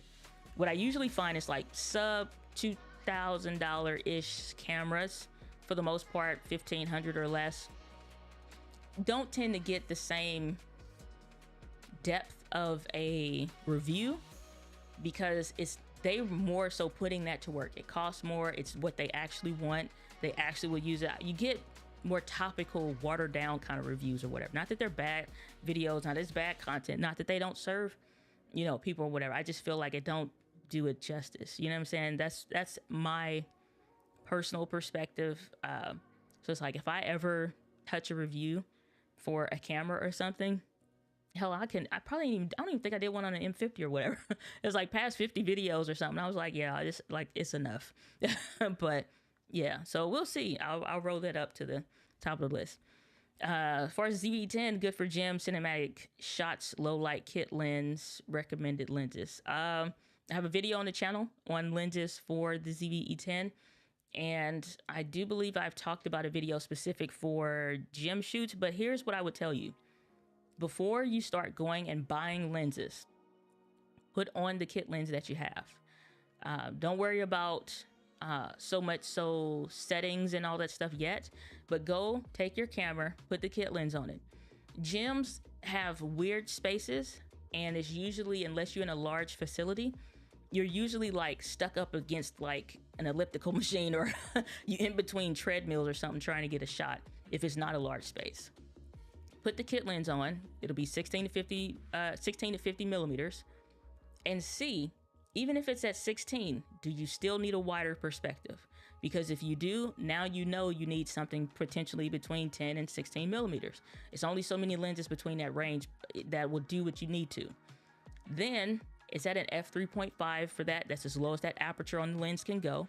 If it's still too dark, you know you don't want to drop the shutter speed down because you're doing slow motion, so you need more light. So you probably would want something like a 10 to 18 millimeter, the Sigma 10 to 18 f2.8, because that'll be great for you. You won't have stabilization other than digital, or if you use a gimbal, but then you know I need less than 16 millimeters. If it's a large facility and the kind of perspective that you want to get on the shot for that shot, and take a picture, actually record samples so you can remember. You're not going off of, just top of mind. You're going off of what you actually have like a clip of for reference. If you know that it's like you going to 35, then you going to 40, and you going to 50, and you're like, dang, this is not the framing that I need. You need more than 50 millimeters. So then maybe, if you need to cover more space, save a little bit of money instead of just buying everything, maybe something like the Tamron 18 to 70 will get you there, because you also have clear image zoom, and that's also still an f2.8, I think, lens or something like that.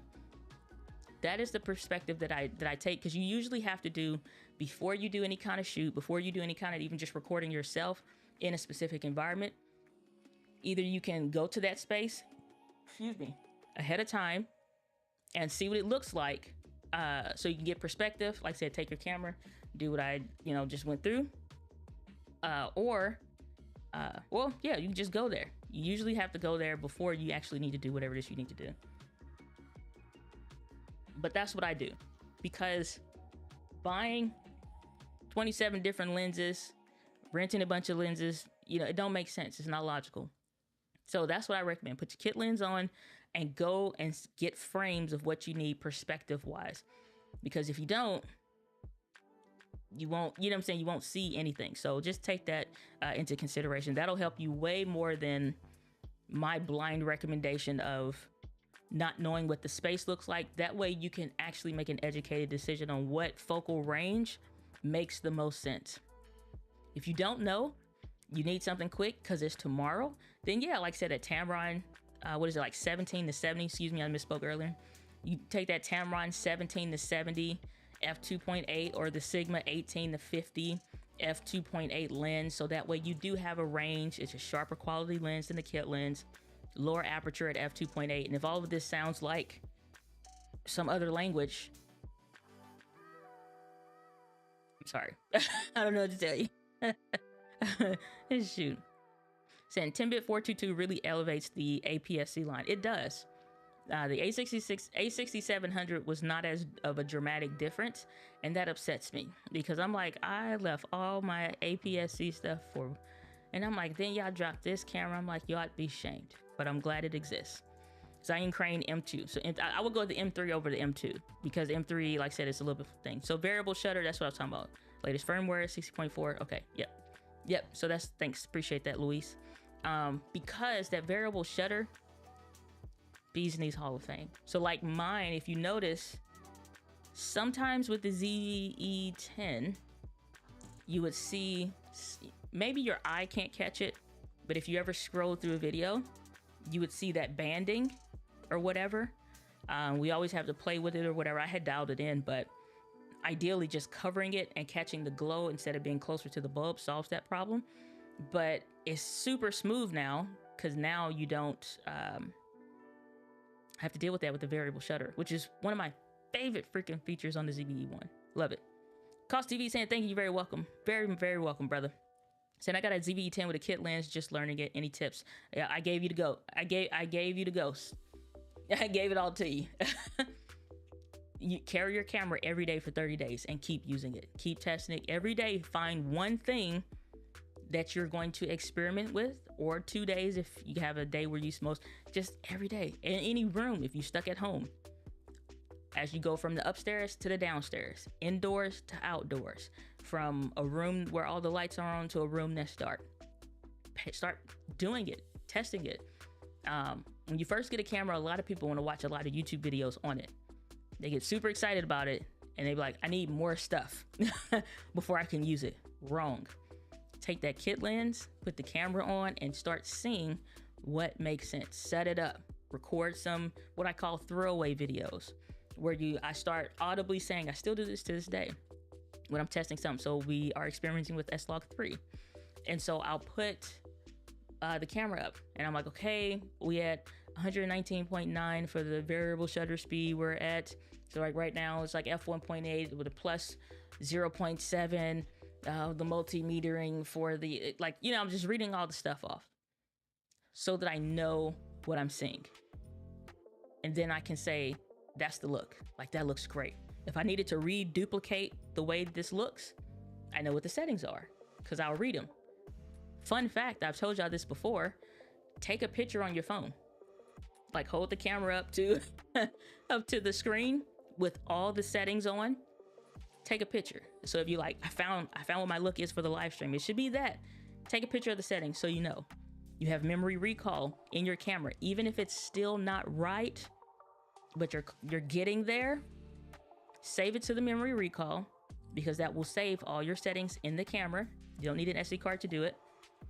Then make small adjustments. Most people just like everything all at once, 42 different, no. If you're gonna adjust, you're trying to get a blurry background, adjust the aperture.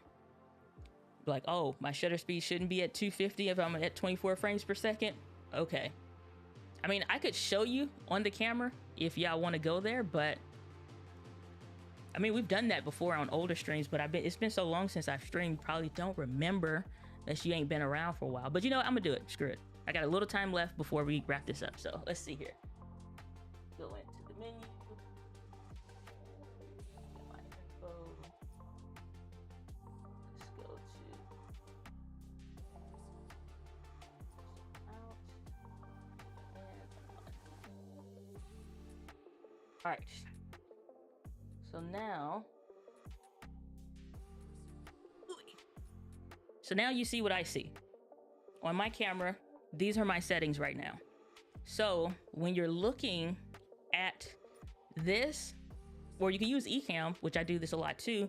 I'll bring my camera closer so I can see, but I want to sit where I'm actually going to sit. I want to have the lights on that I actually want to, you know, have the lights on. And if the time of day is whatever it is that you're about to record, have that on, like, or not on, you can't turn it outside on, but be in the space, in the same time frames or whatever of the when you plan to record. If you're doing most of your videos at night, because that's when you get off work or that's what you have available, don't record and try to find settings during the day. It's not going to save you because you're going to lose the daylight and you'll be off and you still need to readjust the settings later. So I'll say it's 1:17 p.m. Right now, I have this camera set to 4K, 422 10-bit, whatever the megabits per second is. We're at, if you look, let me get this off the screen. If you look, it's like we had f1.8, like I was saying, the multimeter, that's that we are hovering between plus 0.3 to 0.7, which if I do the palm test, my palms are still, you can still see detail in my hand. I got some white on my shirt. It's not an infinity white, so I know my exposure is good. My ISO is set at 800, and my kelvins for my white balance is set at 4,000. I'm at clear image zoom of 1.1, almost close to a smidgen off from 1.2. I'm literally audibly saying all of my settings while I am doing my test. I will literally save this file, especially if this is all new to you. Save this to your Google Drive, save this to your Dropbox. So if your camera came, I don't know, like, well, if you forget your settings, you accidentally adjust something, whatever, you always know what your settings are, from even down to a screenshot of it, so you know what it should look like. But you see this MR1 right here? That stands for memory recall setting number 1. So once I figured out what looks good and what I like for my live stream, when I get ready to record, I go to MR1 and it looks exactly the same no matter what. If I go to MR2, then that is different settings for when I'm back there on my little sofa. Then if I'm getting ready to vlog, I go to MR3. Set it, forget it. I promise you, when I say I live by this stuff, this is what I do. So if this is helpful, like that's, you know what I'm saying? Battery life, Luis. See, that's the dummy battery. It still shows that with the percentages or whatever. Just, I guess, whatever chip thing. But that's small rig. So like I said, I don't know, maybe either try a third-party battery, Luis, or something. Let's see here. Saying, beating with the code, saying, yes, I do reviews after you have had some time with it. 100%. Mary Lou, good to see you. Glad that you're here. Saying, yes, I agree. That's why I trust when Diana reviews. I appreciate that. Warms my heart. I'm out here in these real and digital streets. Saying, that's why your channel is the bomb and trustworthy. Thank you for that. I appreciate that, y'all. I really, really do. Let's see here. Saying, listen, Miss Luria has great ZV10 videos. She actually helped me. Yeah, luriasthebomb.com. She always cracks me up when we see each other. She's so sweet. Saying we can read the specs. Listen, I don't need this. We were talking about this with my friends and even like my video editor. We were talking about this, and it's just like, these videos, like, and I'm guilty of this to a point. We sit at these freaking desks all day long, perfect lighting. We ain't getting out, we ain't doing that. That's why I said the last few videos, I'm out here in these real and digital streets. I'm out, I'm done being in the office. I'm over it. I'll do this when I need to, and when it makes sense, or add in segments of it or whatever, but I'm sick of, this is a 24 megapixel sensor. It has eye autofocus, face detection autofocus, even has a track. And we just sit here reading specs the whole time. You got your top down shot of the desk and you see my thumb move on the camera. Like it's boring. I was literally having this conversation with my friends. Like, I'm like, the camera space has become so boring because nobody's actually creating content with the thing. Cameras are so good now. We all should be like blasting the content. You know what I'm saying? Like that's why like it messed with me with the endometriosis stuff, because up here I'm in a whole nother different space and physically I couldn't do what I wanted to do. And it's like, but now it's like, can't hold me. This is a little paleo keto mix saving my life out here in these real and digital streets. I'm like, I'm done with the desk type stuff. If it need to be, cool, but otherwise, no. Because I'm sick of it. I'm so sick of it. It's like, we've been inside since 2020. Like, we've been sitting down since 2020. It's like, it's done. I think that season is coming to an end if like, it's a wrap. So is that a cage on your ZV-10? It is not a cage. It is a base plate. Let's block this eye autofocus. So this is a base plate actually by SmallRig. Oh, need to block my thing. Hold on.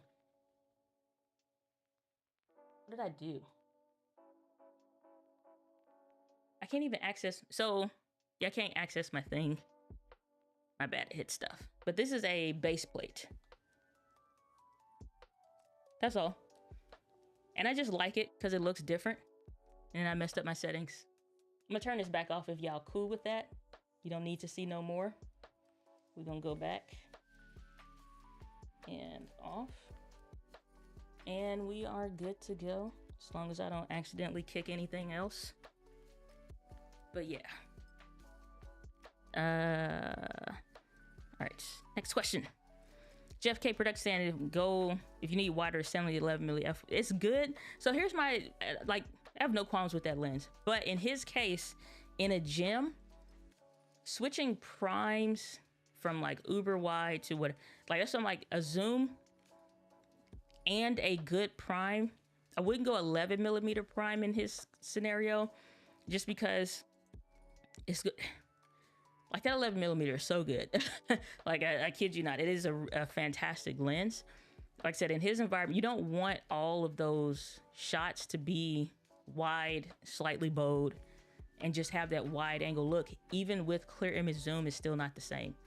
So I would say if you're going to get a prime, go a 30 millimeter to 50 millimeter route even on the ZV-10 for certain shots that you're trying to get. Like let's say you're doing a shoot for something, but a zoom lens will get you more, honestly, even creative flexibility with some stuff. My opinion though. So I love how you approach all of this.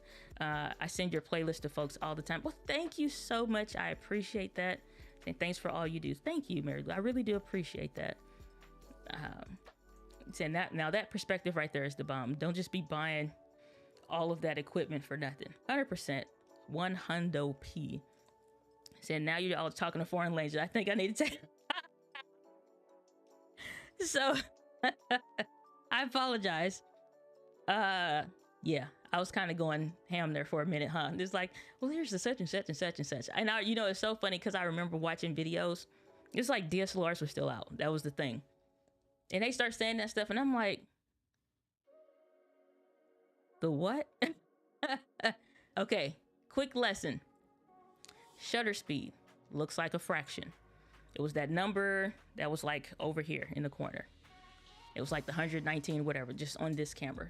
So usually that is a certain number. It looks like a fraction most of the time. You have but that deals with motion blur. How blurry is something. Like if I move my hand, it's not a whole lot of motion blur. You know what I'm saying? If we froze the frame, you could, because the shutter speed is so high. The higher that number is, the more we freeze action. The lower that number is, the more it starts to look either normal, and then you go too low, and then it starts to look trippy. Like you in a dreamlike state that you see on movies and people are on substances and such. So that's shutter speed in a nutshell. Aperture is that number that has an F in it, and it usually looks like a decimal or just a solid number. So it'll be like the lens is what you see. They'll say f1.8, f2.8, or f2.0. It's usually some kind of a decimal-ish type number. What that deals with is not black. It deals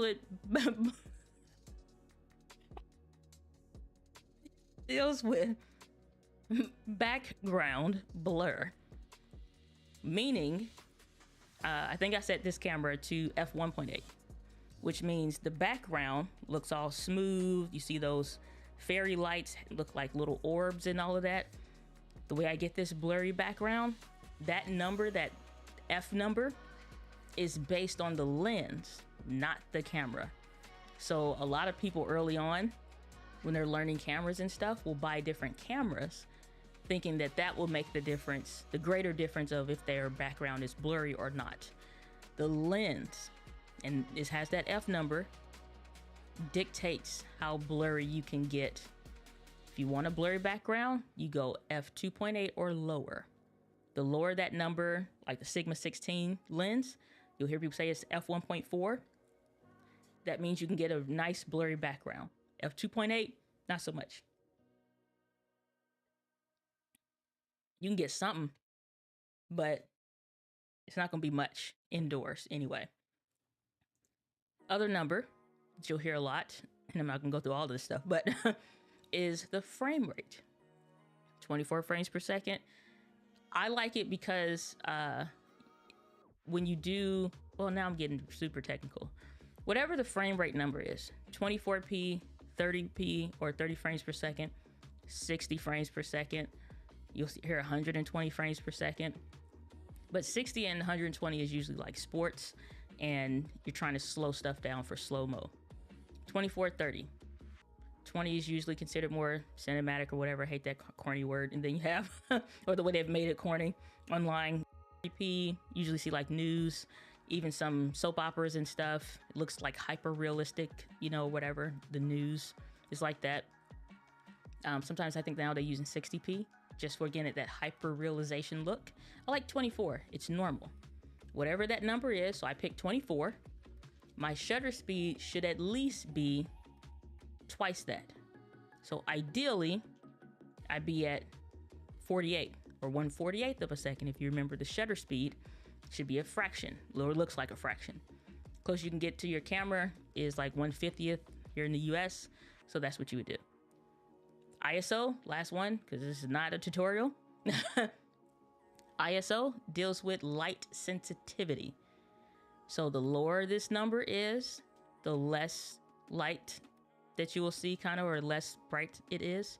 The higher this number is, that's why you'll hear them like, oh, my ISO is 32,000, or my ISO is 2,000, or whatever.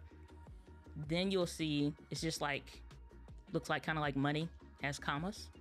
So it's either going to be like 400, 500, 1,000, 2,500, whatever, kind of stuff like that.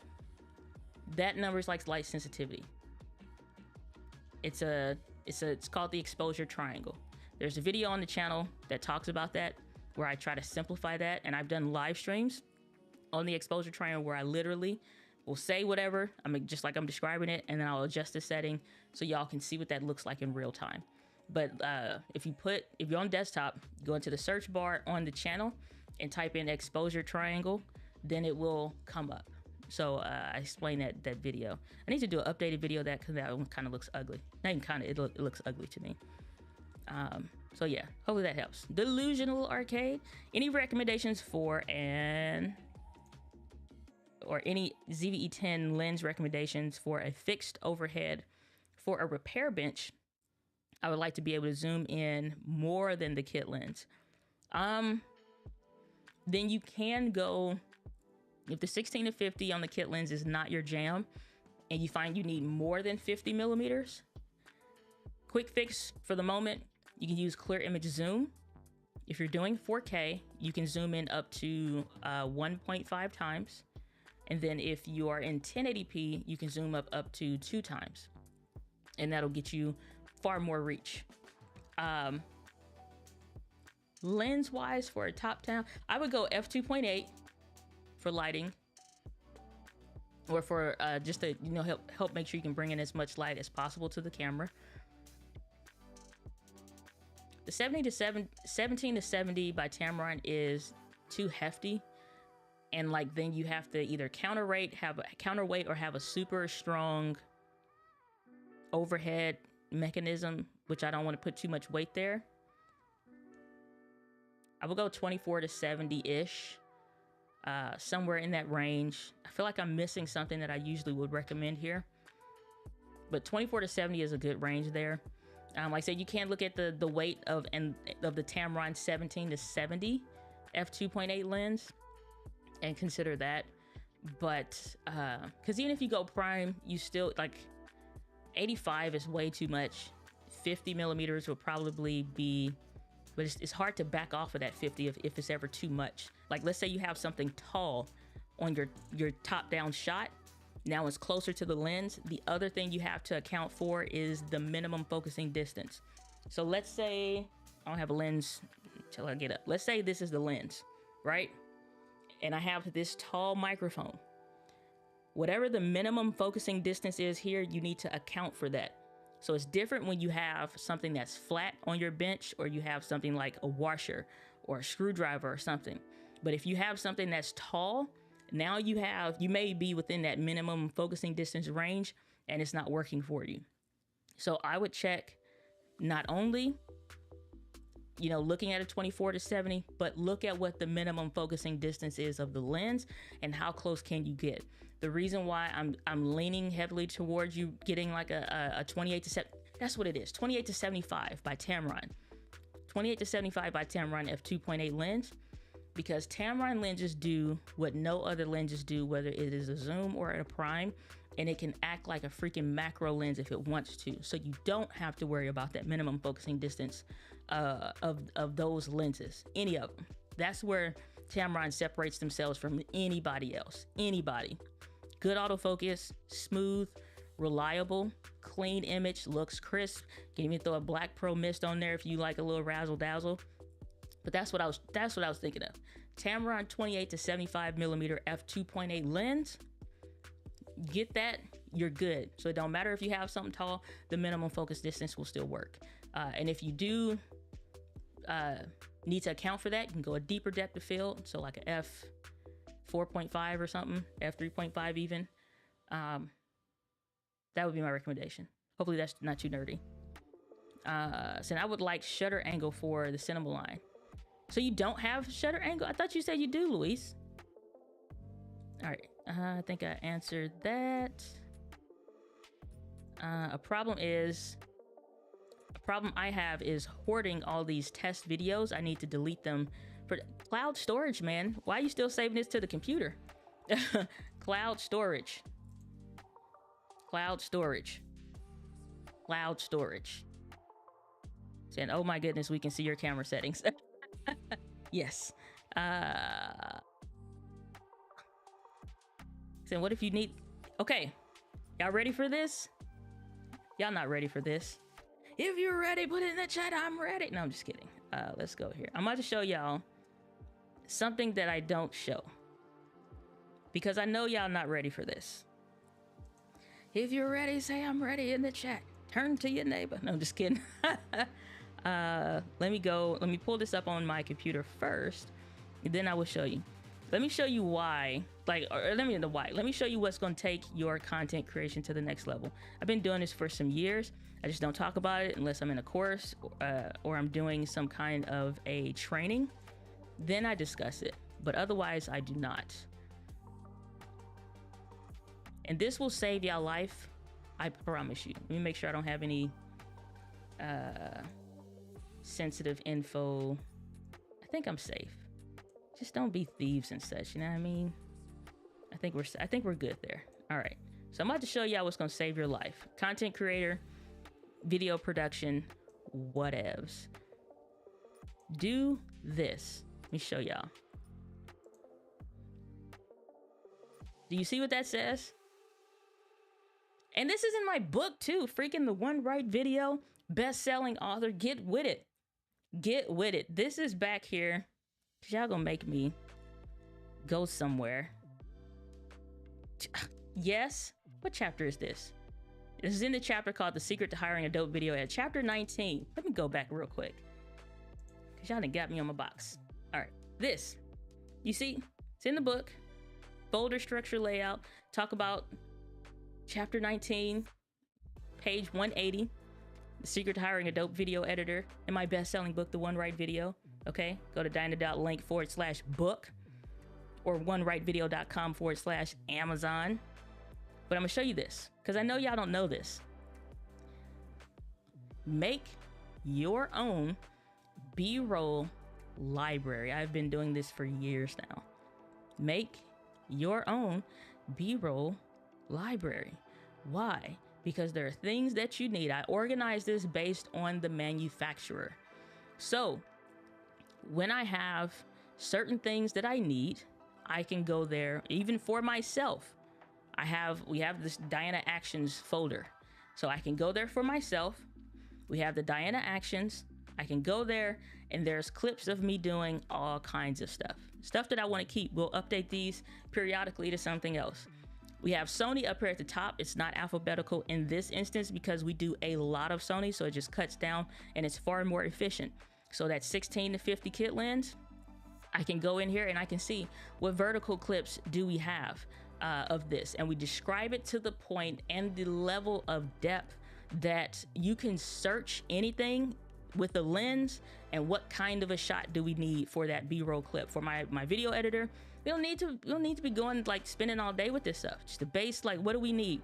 Then I can have where I got B-roll of myself of doing it. That's how we can pull these clips and add them to the videos super duper quick.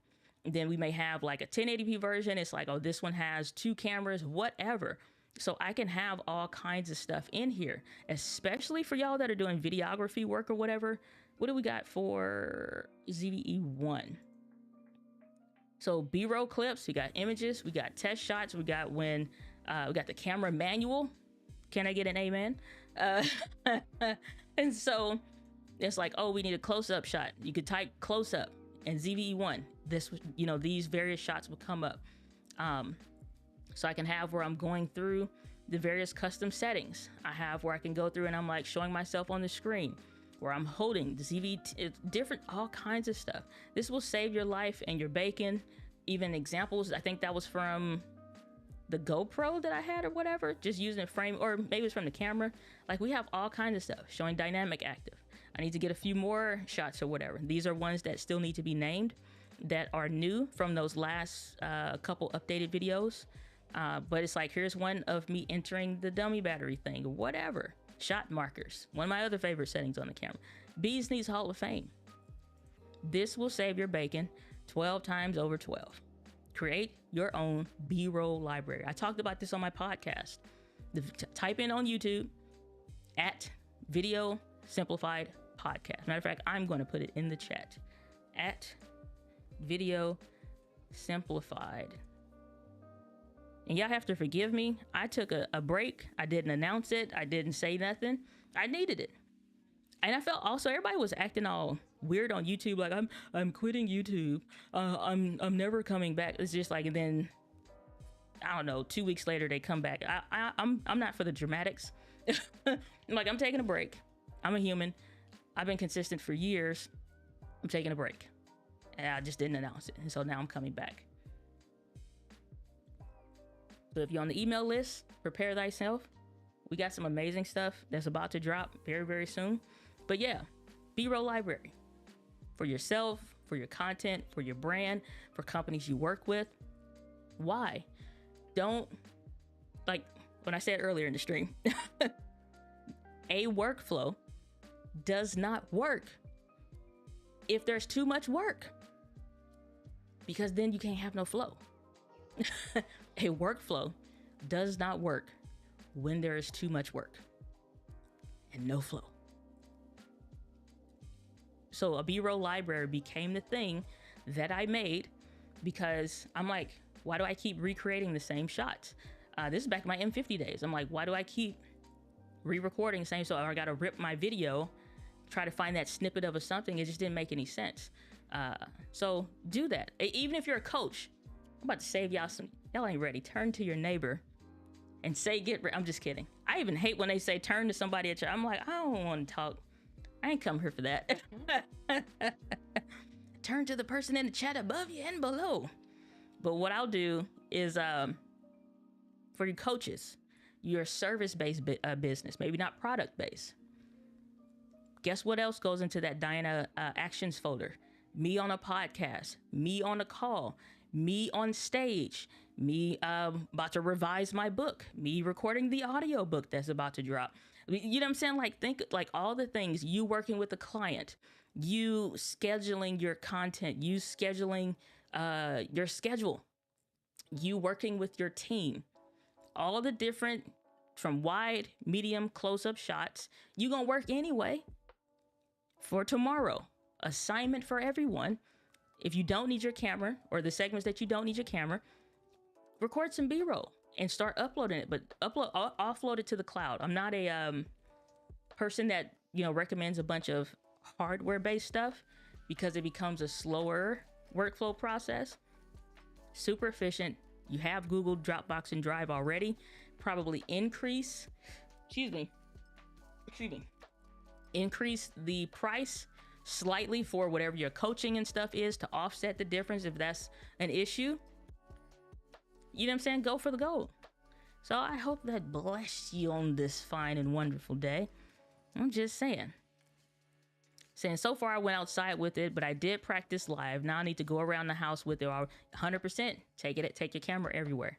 I promise you'll become a way better creator. This is when I started getting really good and becoming really confident with my cameras, because I was taking it with me. It didn't feel foreign to talk to the camera and look in the lens. That was a lot of questions I got in 2020. How do you look at the lens? Do you use a teleprompter? Do you need it? No, I'm looking at the lens. Talking to y'all, it's like, but I don't want to look down. I don't want people to see me looking down. It's like, do your eyes work? You'll be fine. Look around, it's cool. Nobody judging you. So I took my camera with me everywhere. Going to church, take my camera. I want to see what it looks like in lighting that I'm not familiar with, that I can't adjust, because I'm practicing white balance. And so I'm like, oh, dag, now what do I do? You go to an event or a conference or a training, take your camera, see what it looks like. you'll notice that it's super orange. Should I take a gray card or can I set the kelvins? Then you learn that day you can set the kelvins, and you're like, oh, I just need to go to this number. Colored walls, accent walls. Stand next to it. Put it on a tripod. What does it look like in the house? If he was recording in the bathroom, you don't add no lights. What does it look like? That's why I love the vlog when I'm going out of town.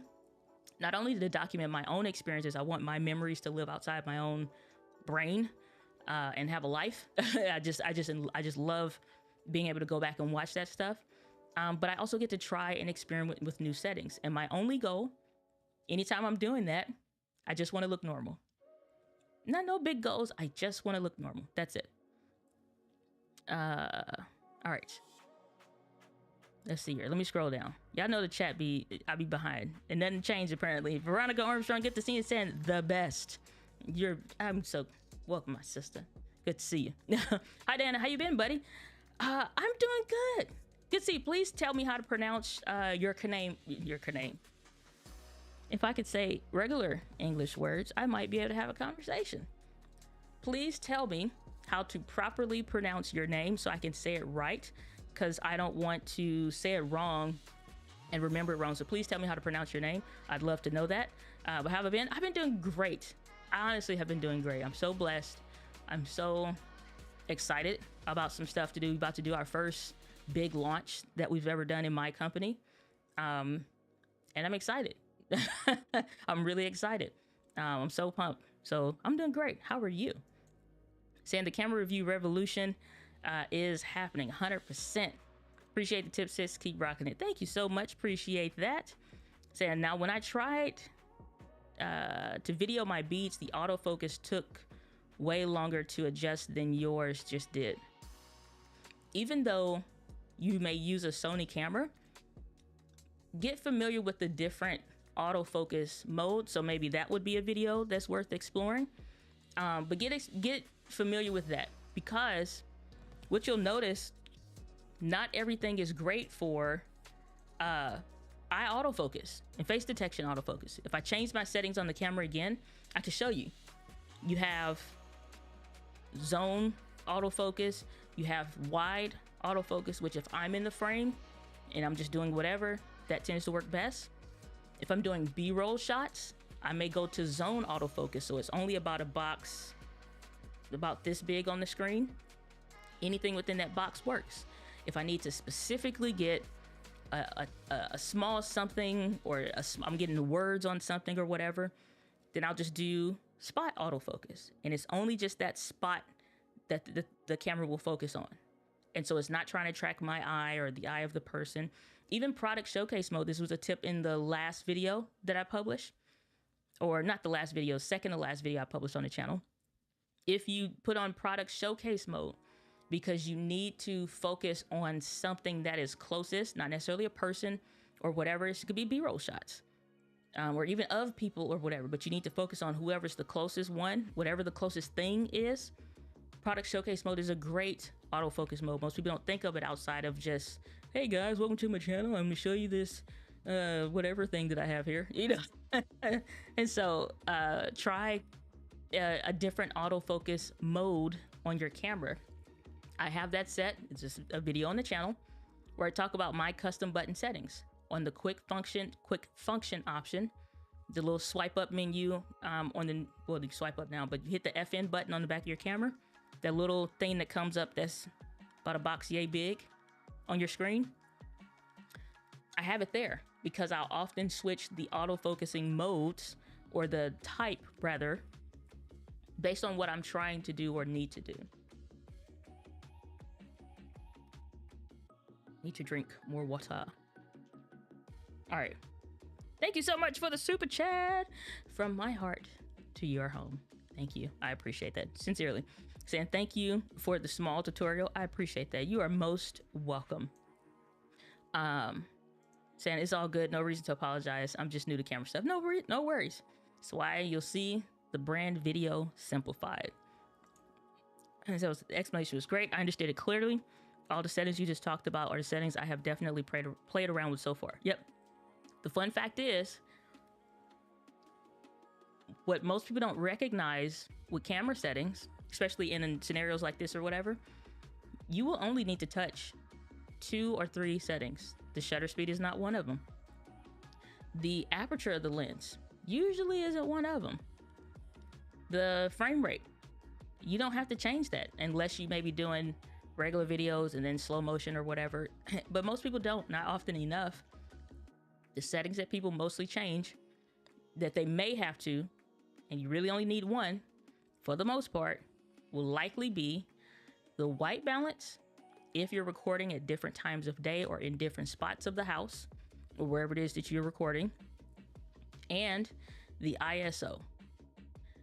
Only if you're too low on the ISO and you can't do any more or whatever, then we may bump up the aperture, which increases the depth of field. The reason why you'll hear a shallow depth of field is because it's this thin. It's like this much of my face is in focus.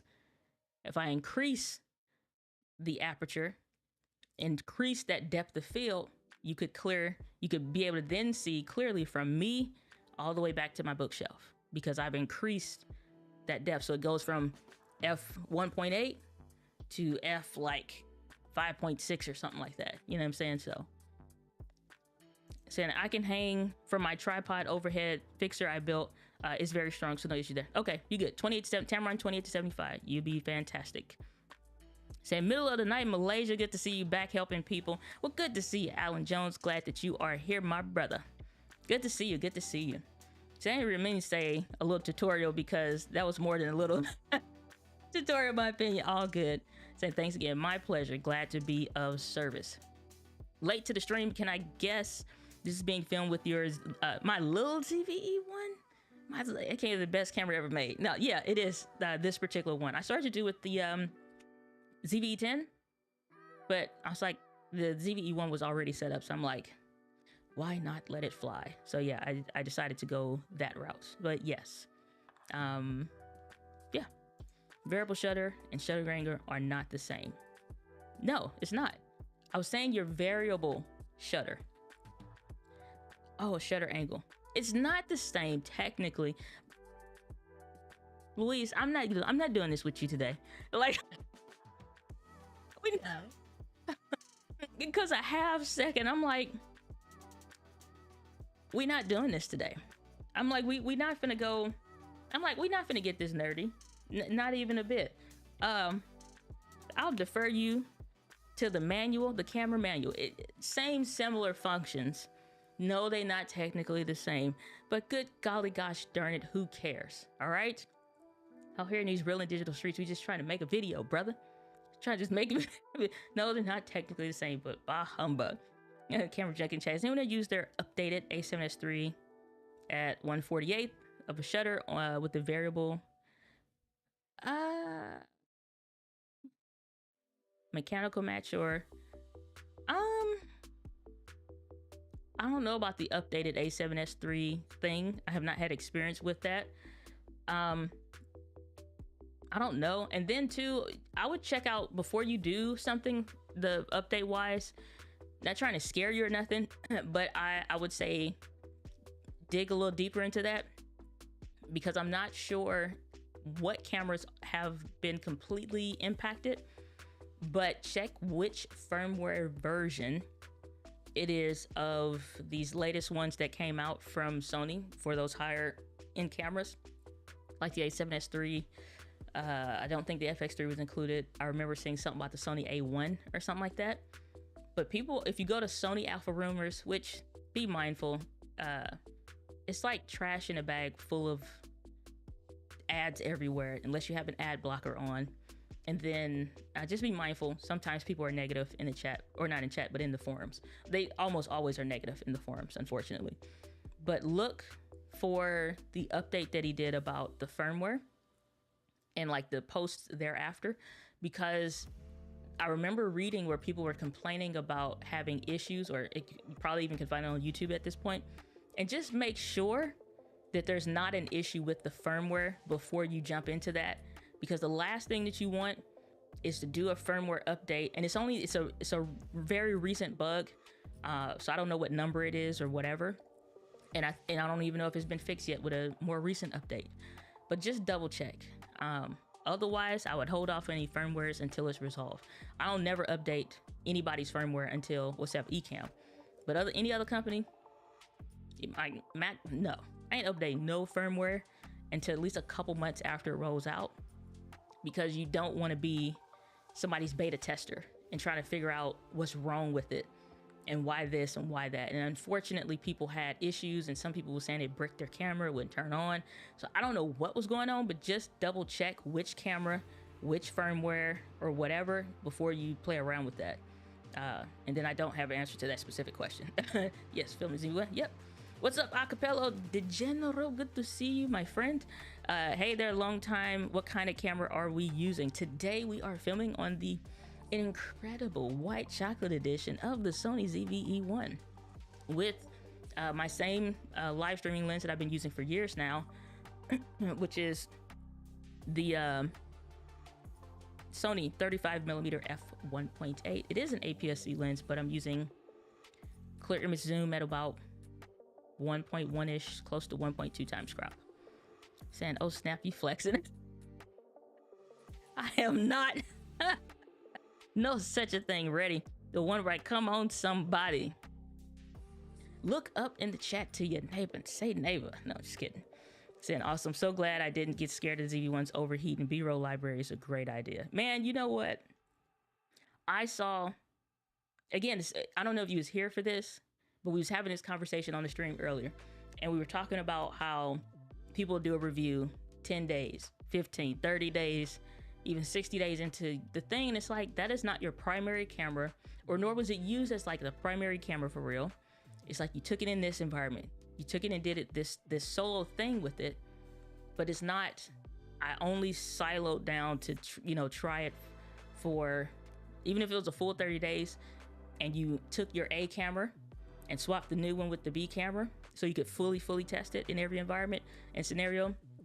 When I tell y'all I did a bajillion tests in all kind of scenarios, I put it on the bed with the comforter, put it in 4K, let it run, do a FaceTime call with my friend and let it run, put it in the closet, like it sits recessed already anyway in the closet, let it run, put it on the table, just let it run.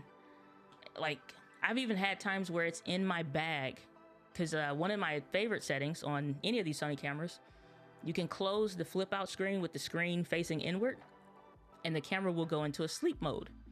And then when I'm ready to create again, especially when I'm traveling, when I'm ready to create again, you flip your camera screen back out, the camera comes on. Most people are only familiar with this with the ZV-1, but all the flip out screen cameras can do it. So I'll do that when I'm traveling, so I don't have to keep turning the camera on and off. But if you accidentally half press your shutter button, the camera will wake up. And it's been so many times, the camera is on, it's not recording. Sometimes I've had it record, but most of the time it's not recording, but it is on. The screen is closed and it's just on, and it's all 4K in just about any of my stuff that I'm doing. And so I'm like, oh shoot, this must have been on, because I'm thinking it drains my battery. Ain't no overheating symbol on there. Now, if you're doing 4K 10-bit live streams like I'm doing today or whatever, yeah, it's a fan on there. If it's really long time, then yes, it's a fan. I'm gonna throw one on it and just be done with it. Because I'm streaming for 2 hours today, then yeah, it's not built like the A7 III or whatever. It's just where we at right now in the space. A lot of cameras having that issue. Would I love for it to be fixed? Absolutely. But if I'm just filming, like the last 2 videos on the channel, whatever, any other ones, fan on the camera, I'm just recording. I'm doing like I would do with my ZV-E10. It's only if you're doing like 60, 120p for like non-stop recording, 4K 10-bit something, like streaming, I guess, maybe. And then you pop a fan on and be done with it. But otherwise, it's like, it's not that big of a deal. But I've done Uber tests with it, and I'm like, I'm so sick of these people on the interwebs with their crap. Oh, what is going on? The Fireplace, good to see you, Bishop. How you doing? Saying long time no see. I know. It's been a long time. I don't think I did a live stream till, I think like January. It was the last one, and who knows since before then. Said I'm quitting YouTube. I love me a good clickbaity title. Oh my gosh, everybody's like, I'm quitting YouTube. I've only made $1 bajillion. I just need some time away. I'm burnt out. Goodness Lord, if I haven't heard enough of that word. Burnt out. Take 2 weeks off. And it's like, bro, if you just need a break, just like, hey, y'all, you post that on the community tab. Or you need a dramatic video. Like, for real. We get it. Your wife is tired of you not helping. We get it. And shoot, be real. That's all I'm saying. That's all I'm saying. It's an open availability for those of you who didn't quit YouTube. I said, it is okay to take a break. You are a human who lives a real life. We take breaks from our 9 to 5, so why not from content creation? Yeah, 100%. And the thing was, like I said, honestly, I was feeling like so bad, and 100% of just getting depressed because I was frustrated. I was annoyed. I'm like, I can't do what I want to do. I can't sit for a long time. I'm traveling, and I'm like, I just was not happy, period. But it's like, it would be occasionally like a new camera or something come out, and it's like, I would still do some stuff, but otherwise it's like, I just like, I ain't want to do nothing for real. You know what I'm saying? So I was thinking about that. I journal a lot so I can document my thoughts and figure out what I'm thinking. And if I find I think the same thing or write the same thing in journaling more than once, I need to resolve that issue, because that's a loop. So I need to close that loop. And so I was like, what do I want? What do I want to do? What's the goal moving forward? And so the one thing that stuck out for me for like this year, I don't do the words every year. It's like this year my word is, whatever. And I'm not against that. But for me, just me being me, I prayed a lot on it. And the thing was to dream again. That's the one thing that rang clear over like everything else, that really was like dream again. And so when I started to actually dream again of what do I want? What am I imagining? How do I, you know what I'm saying? Like what's next? Then I started to be like, we're going to do this, doing this, we're going to do this. And then on an offshoot, couldn't have been nobody but the Lord, because I surely wasn't thinking it. I was using at the time agave nectar in my coffee and a keto creamer, because I can't have dairy, but that does great for me. And I'm like, is this still the best thing that I could do? And then I started looking into a bunch of stuff and found like all of this stuff that I wasn't thinking, because hell, we've been eating fried chicken, macaroni and cheese, sweet potatoes, biscuits, cornbread, whatever, however you make it to taste great, for years. We never look at the ingredients to see, like, especially now, how stuff is being processed or whatever. And I'm like, yeah, you are what you eat eats. Ray had told me that, Ray Edwards. He's like, you are what you eat eats. And I was like, I 100% agree with that. And so I started eating better, looking at the quality of food, buying cleaner food. And there's always the thought of, well, grass-fed beef is more expensive. Whatever, something other kind of stuff is more expensive. Organic foods is more expensive. And it's like, it is, but you're going to pay for it either in your health or you're going to pay for it in the price. And I was like, you can have this money so I can have my life back. And so thankfully, like I said, it changed my life personally. I literally feel like a new person, and I can get to dream again. And that was like the biggest like release and pressure of it all for me, was I could dream again, because I can actually do the stuff that I'm imagining. I just ain't journaling it for forever and only can barely make a 10 or 20 minute video or something. It's like, I can't. And if you look back, go back in some of those videos, go back at least 6 months to a year or so. Well, I say like, let's go back like a year. And I noticed even in myself, I ain't smiling in none of the videos. I'm not happy. I'm just sitting there. It's like, okay, we're going to do this, blah, blah, blah. And this is the spec sheet reading of the such and such. And this is what I think of. It just was no life to it, for real. And it was all I had to give. And it was just like, it was it. So I was doing as much as I could, and it still was not enough for me. You know what I'm saying? So I'm grateful. Like I said, now, like I've been doing a stream 2 hours, something like, I feel amazing. I feel amazing. Do I still have to be careful of certain things? Yeah, but I did Social Media Marketing World. I didn't vlog it this year, but I did Social Media Marketing World. Graciously, I was invited back again to speak. And if you all know Nikki Saunders, she's got a YouTube channel now. So check her out. You can just YouTube her if you're not already following her. She's amazing. And so we walking around California wherever it is around that convention center. Last year, I couldn't even walk from my hotel to the conference place or whatever. It's like maybe a 5 or 10 minute walk. I couldn't do it without stopping. Not because I'm like out of breath. I was in so much pain, and I'm having to take like strong pain relievers, muscle relaxers, all this other kind of crap. And I'm like, I'm so bad off, but I'm pushing through. And this year, I was up and down them steps. I'm walking around. I was like, oh, we need to walk. Just walk. Walk to CVS. We walking or whatever. So me and Nikki hanging out. And so it's like a group of us, because her people from her community came to the event. And so we walking in and out. And the thing was, like I was telling my friend Kenya, if you're not familiar with Kenya Kelly and you do TikTok for business, she's your go-to girl. Check her out. She's on YouTube too.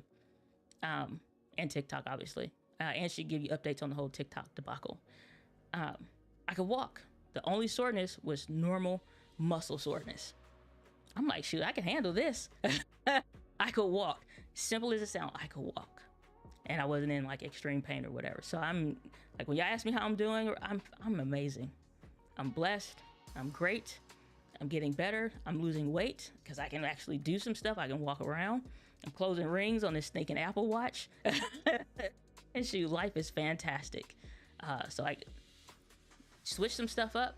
If you having some similar issues, the oils, all I did was instead of vegetable oil, go to avocado oil. You like butter? Do grass-fed butter. I think it's like Kerrygold, and Aldi's has their own version of like a Kerrygold. It's from them. It's just like, what do you call it, white labeled or something. Still in that green foil-ish kind of wrapper. Do that. You having digestive issues, y'all with irritable bowel syndrome or whatever, or some of those other issues, switch it up. Instead of using whatever wheat something noodles, try chickpea or something. I'm telling y'all, man, it's great. It's been great. So it's nothing but it's good, and it's getting gooder. Good and getting gooder. India, America, so how many times you said this is going to be? Mind your business, India. Mind your business. Don't worry about if I said an hour ago it was going to be a short stream. Don't worry about it. Don't worry about it. Okay? Mind your business. All right? I'm out here providing value out here in these real and digital streets. You hear me? Shoot. Yurt, India. Good to see you. Glad that you are here. Turn to your neighbor in the chat. 100%. Saying, glad to have the Helpcast back, getting me through my last couple hours at work. 100%. You know who I thought about? K-Walk Comedy, Principal Walker. When I was like, today we're going to start the Helpcast back.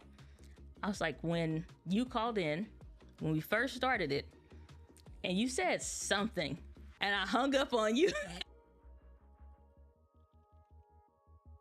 I hung up on you. I took you out the chat. I took you off the stream because y'all could call in then.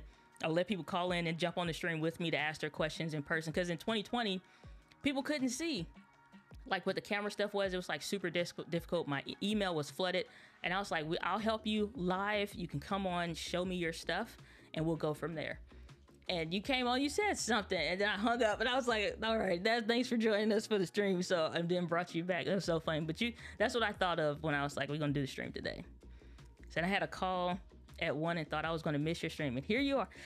See, you've been blessed. India, America, you've been blessed. And we'll do it live, 100%. Kaname. Hey, man. You know, I'm out here, man. I'm out here. Saying you look really good. This consult needs to happen. Hey, man. 100%. Saying, question. What is the noise reduction you were talking about, Chris? Explain, please. So, if we go to... Actually, you know what? We'll be right back after these messages. Let me check something real quick. If y'all got 3 minutes, maybe less. It's probably less. Just give me a minute. I'll put the what's the name on.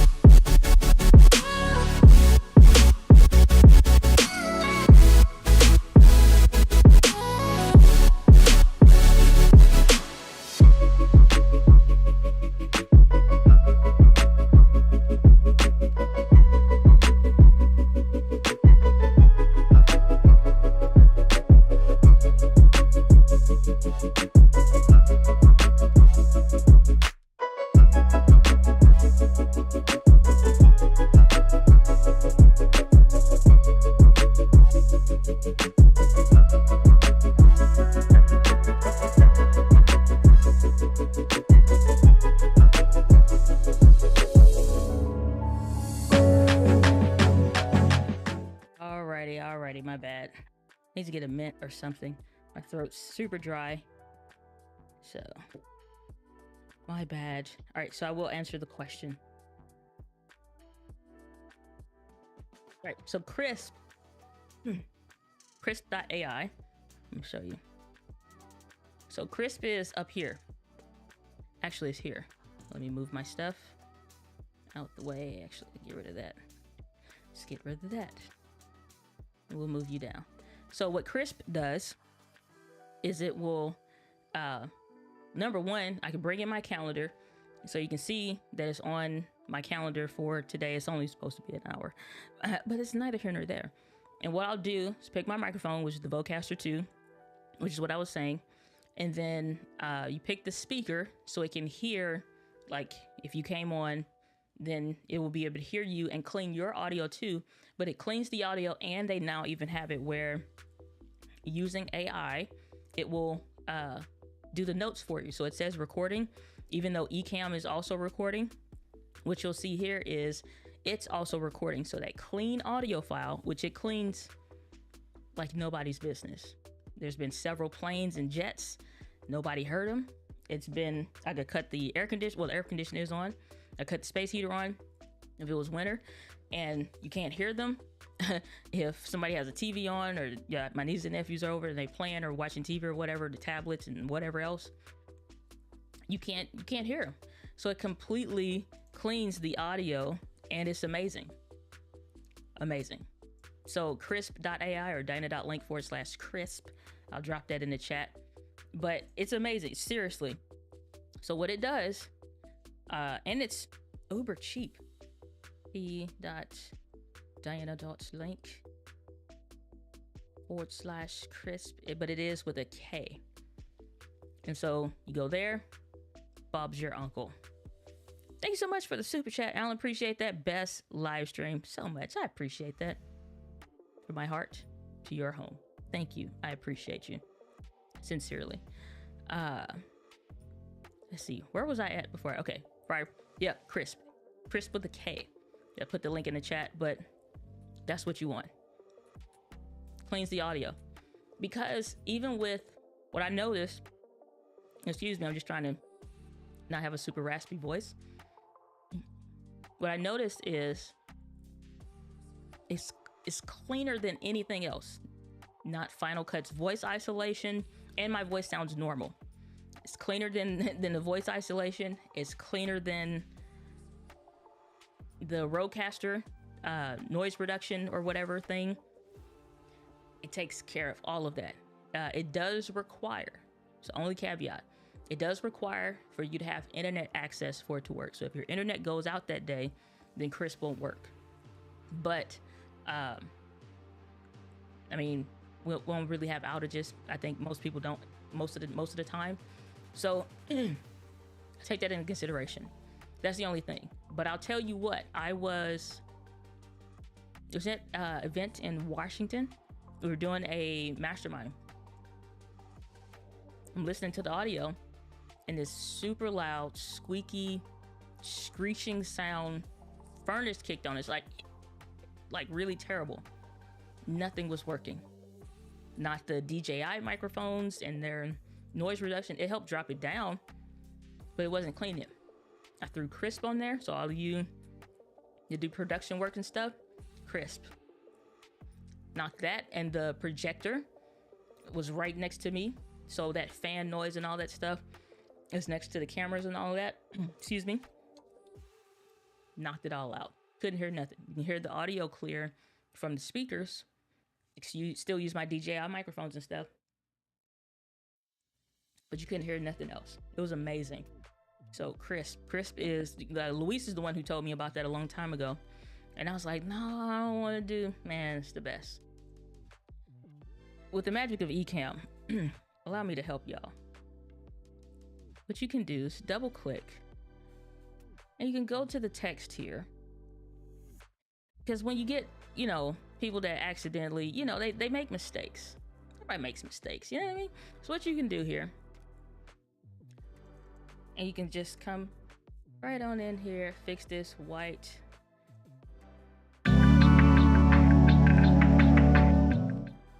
accidentally hit a key, an Ecamm, a quick function key. The white chocolate edition is the bomb. And then with the magic of Ecamm, I can fix your problems. Don't you worry. I can fix it. And so I could change that statement, no problem whatsoever. So, you know, with Magic Ecamm, you get weird comments.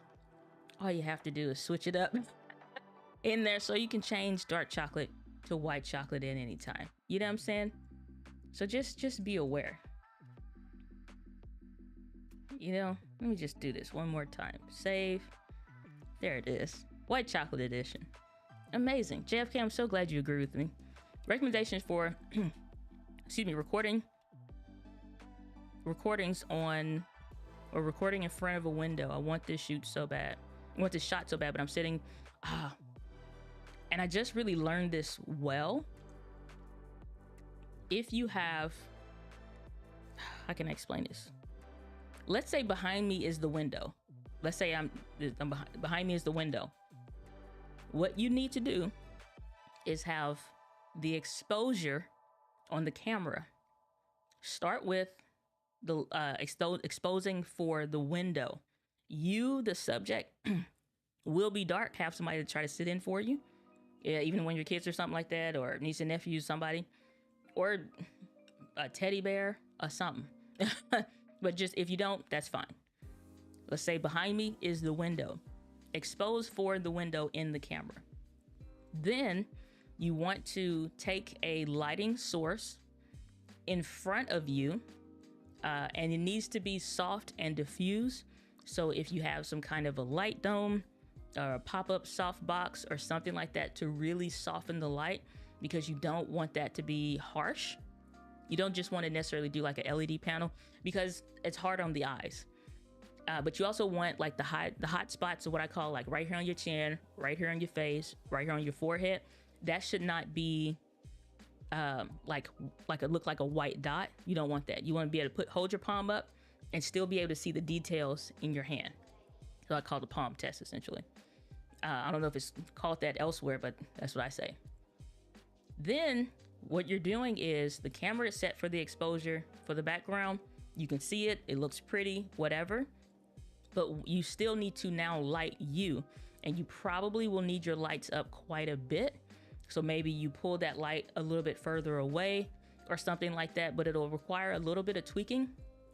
But that's the same kind of stuff that you'll see in corporate videos. It's the same kind of stuff you'll see on the news. They're outside, but what's happening if you ever have the opportunity or look online for something like for a news, behind the scenes news shot or something, they have like LED light panels and stuff, or a big sheet essentially, or flag to diffuse that light. And it's like a big LED light panel or a chip on board, it's cob light that's blasting light into that and it's making it soft. So that person is lit, but they expose for the background and you can clearly see it. Sometimes if the lighting is nice wherever you are and all that stuff, you don't have to have the light on you that's so bright or whatever, but that can be helpful. And you're not completely exposing for the background. It's a little bit of a dance between the two. But if you do that, then you'll see the background. And then when you sit down and stuff like that, you should be able to see yourself. While you're doing this test, audibly say what your settings are, and record it. Don't just be looking at the screen and not recording it. If you got Ecamm or something set up, that's great because you can record it. But if not, that's fine. Just record it in the camera. Just be like, okay, my shutter speed is this. The light is at 50% brightness. And we're on this and this and whatever. But, you know, do that. I did a video, it's been 2 years now, that's in my folder in Dropbox of showing how to do this video. But I didn't have all the light equipment that I need to make that really work. And so I've been wanting to do that video for forever, but just didn't have like the opportunity to, well, I mean, outside, yeah, but I was like, it'll wait. But that's essentially how you do it. But that'll work for you. All right. I said, this is true. Eat to live, not live to eat. 100%. So happy to hear you're feeling better. Now let's go for a while. I don't know if we are quite there yet, India, because you be busting miles. And I told you about that time that I rode my bike, and I'll share it with y'all now. I was not in shape. I had just gotten this nice, fantastic bike. and I was gonna go to the park. The park is 5 miles all the way around. It's a loop. I can do that. The man said, if you can walk 1 mile, then you can ride 10. Well, sir, that was a lie. Man, the seat was bad. I couldn't sit right. And by the time I got to the end of that little trail, it was an old looking 80-year-old man with a Moses level walking stick. Walking past me, I was on the bike still. I wasn't walking the bike, I was on the bike. I was exhausted, I was tired, and he walked past me. It was at that day, I think that was probably one of my last rides. I said, I've been humbled this fine day, and I no longer trusted my abilities to ride. So, India, you be on it. I don't know if I got the. Go ahead on with your bad self. I don't know nothing about that. So, yep, buy, carry, go butter. Awesome. In this live stream. So, everybody, thank you. Glad it was of service for you. Got the super chat from Alan, Camera Junkie waving. Peace out, brother. Good to see you. Glad you're here. Saying thank you. Saying you're bomb, Miss Lady. You are most welcome. Glad to be of service. Saying Mr. with the Vegas Zone Selection A. Said considering they're all using the same coding, is probably on par with Waves or any NVIDIA broadcast. Yeah, NVIDIA is another good one. Those are good ones as well. But Crisp is what I knew of, so I went with that. But yeah. So you can change my words, but never see. You just need to start living right. If you start living right, you'd be all right. White chocolate is the way, my brother. All right, we've been going for pushing 3 hours. This is not a 5-hour energy live stream. We're not trying to go there. 5-hour energy live streams last 5 hours. We're not even getting close to that. So this is where I'm gonna call it for the live stream. It has been amazing. Y'all have been amazing as well. To all of you that gave of yourselves to from your time, to those of you that gave from an income source, you did not have to do that. And I appreciate you sharing your time with me. And I'm glad to have spent my time with you. We're going to be back next Friday, 11:45 a.m. Central Standard Time, right here on the channel for the Friday Live Helpcast. You got questions, bring them. We will be getting them answered. With that, guys, a little passion. I will see y'all in the next video live stream. Peace out, my good people, and live well and prosper.